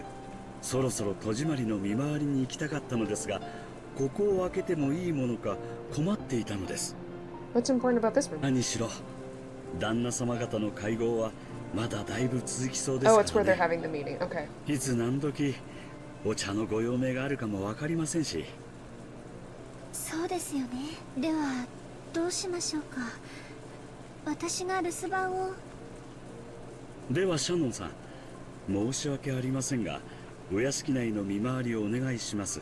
私はここで親族の皆さんのご用命の待機をしておりますので。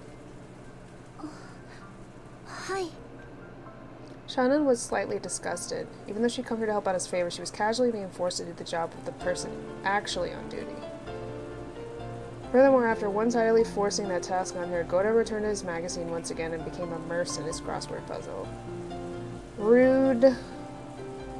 Shannon bowed her head as a token sign of respect for her elder, then left the room to patrol the mansion. Thanks to her being a bit ticked off, she managed to suppress that floaty feeling she's been having up until now. Anyway, she couldn't let Genji or Kanon see her looking like this. She wanted a little time to herself until her heart calmed down, so maybe going on patrol wouldn't be so bad.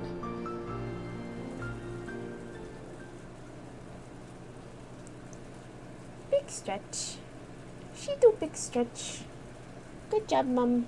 Good big stretch. Son.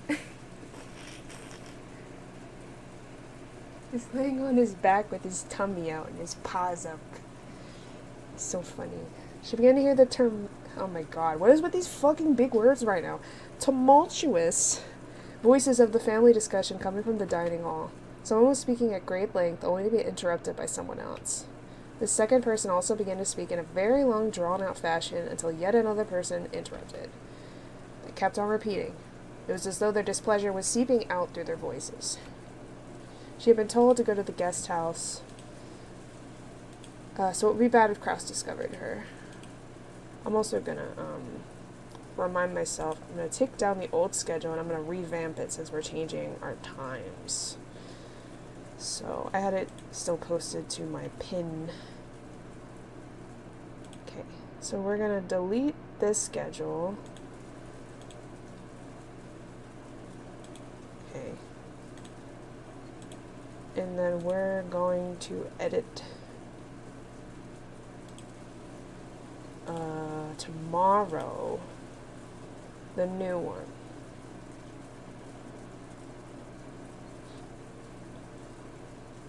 But I need to remind myself to do it. Thinking this, Shannon dashed past the dining hall.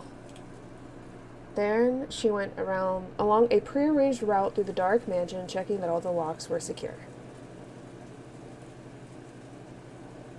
She walked down the hall, checking each window. There were no humans on Rokkenjima other than those connected to the family, so locking up really didn't serve much of a purpose. No one had been in the habit of locking up at the Ushiromiya head family, at least not until Natsuhi had scolded them for being careless. The metal fixtures on the windows were ice cold, and as she checked them one by one, the glow in her heart seemed to cool down. Oh, what the fuck? Hello? Hello? That time she thought she saw something twinkling across the hall. Nani, the fuck? Twinkling? How could anything be twinkling through the darkness of the hall? She figured she must have been imagining it, but she still held her breath.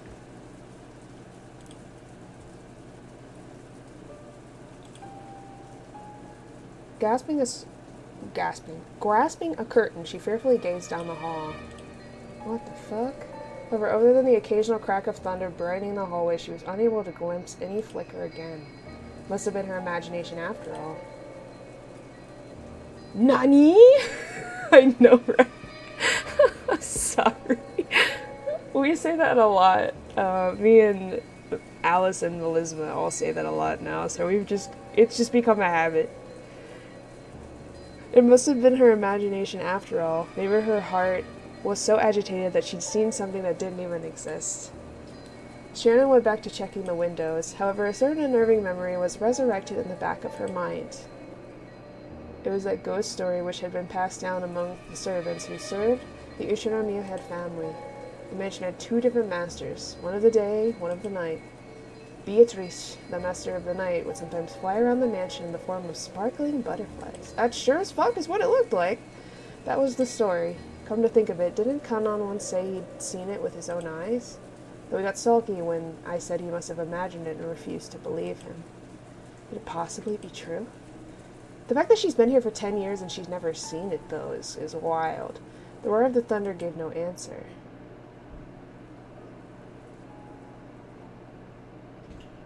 Huh. Interesting. The lore! The plot! It's developing! It's getting interesting! The mystery is mysterying!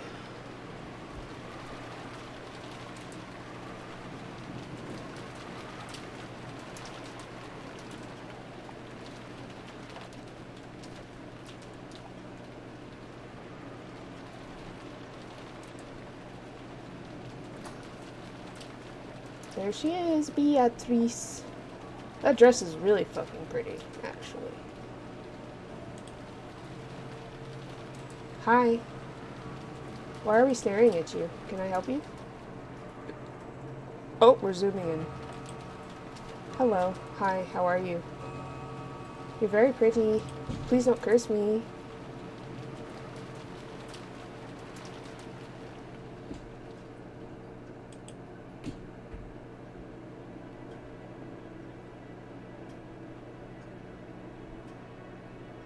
And now we're back with the siblings. We're all arguing again. And Shannon's doing that. He's doing that. He's doing that. He's doing that. So this is just a summary of where everyone is right now? Or just in general, these are all the people that are here?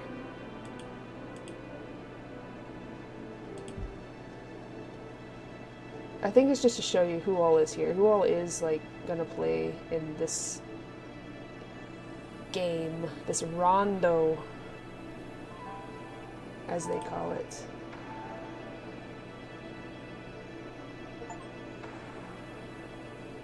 Huh. Oh, I got an achievement. It's midnight, everybody. Yes, it says. Ooh, there we go. So I'm gonna say that's probably halfway right there. That would make sense to me. Oh, Jesus. Okay, so we sleep. We slept. 6 a.m.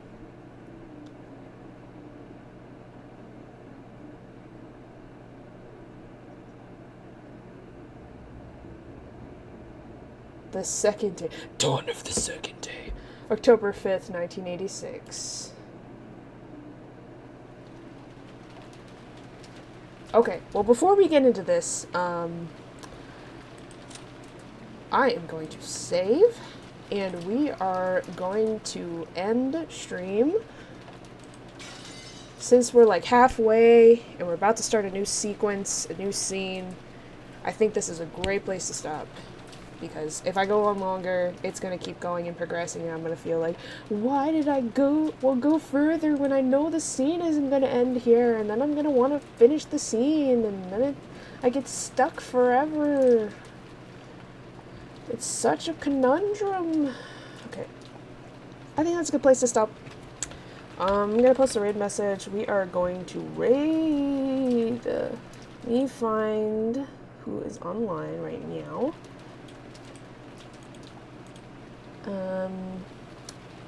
Probably gonna raid the Umineko, unless someone else that I know really closely is online. Oh, there's actually multiple people. Oh, god damn it.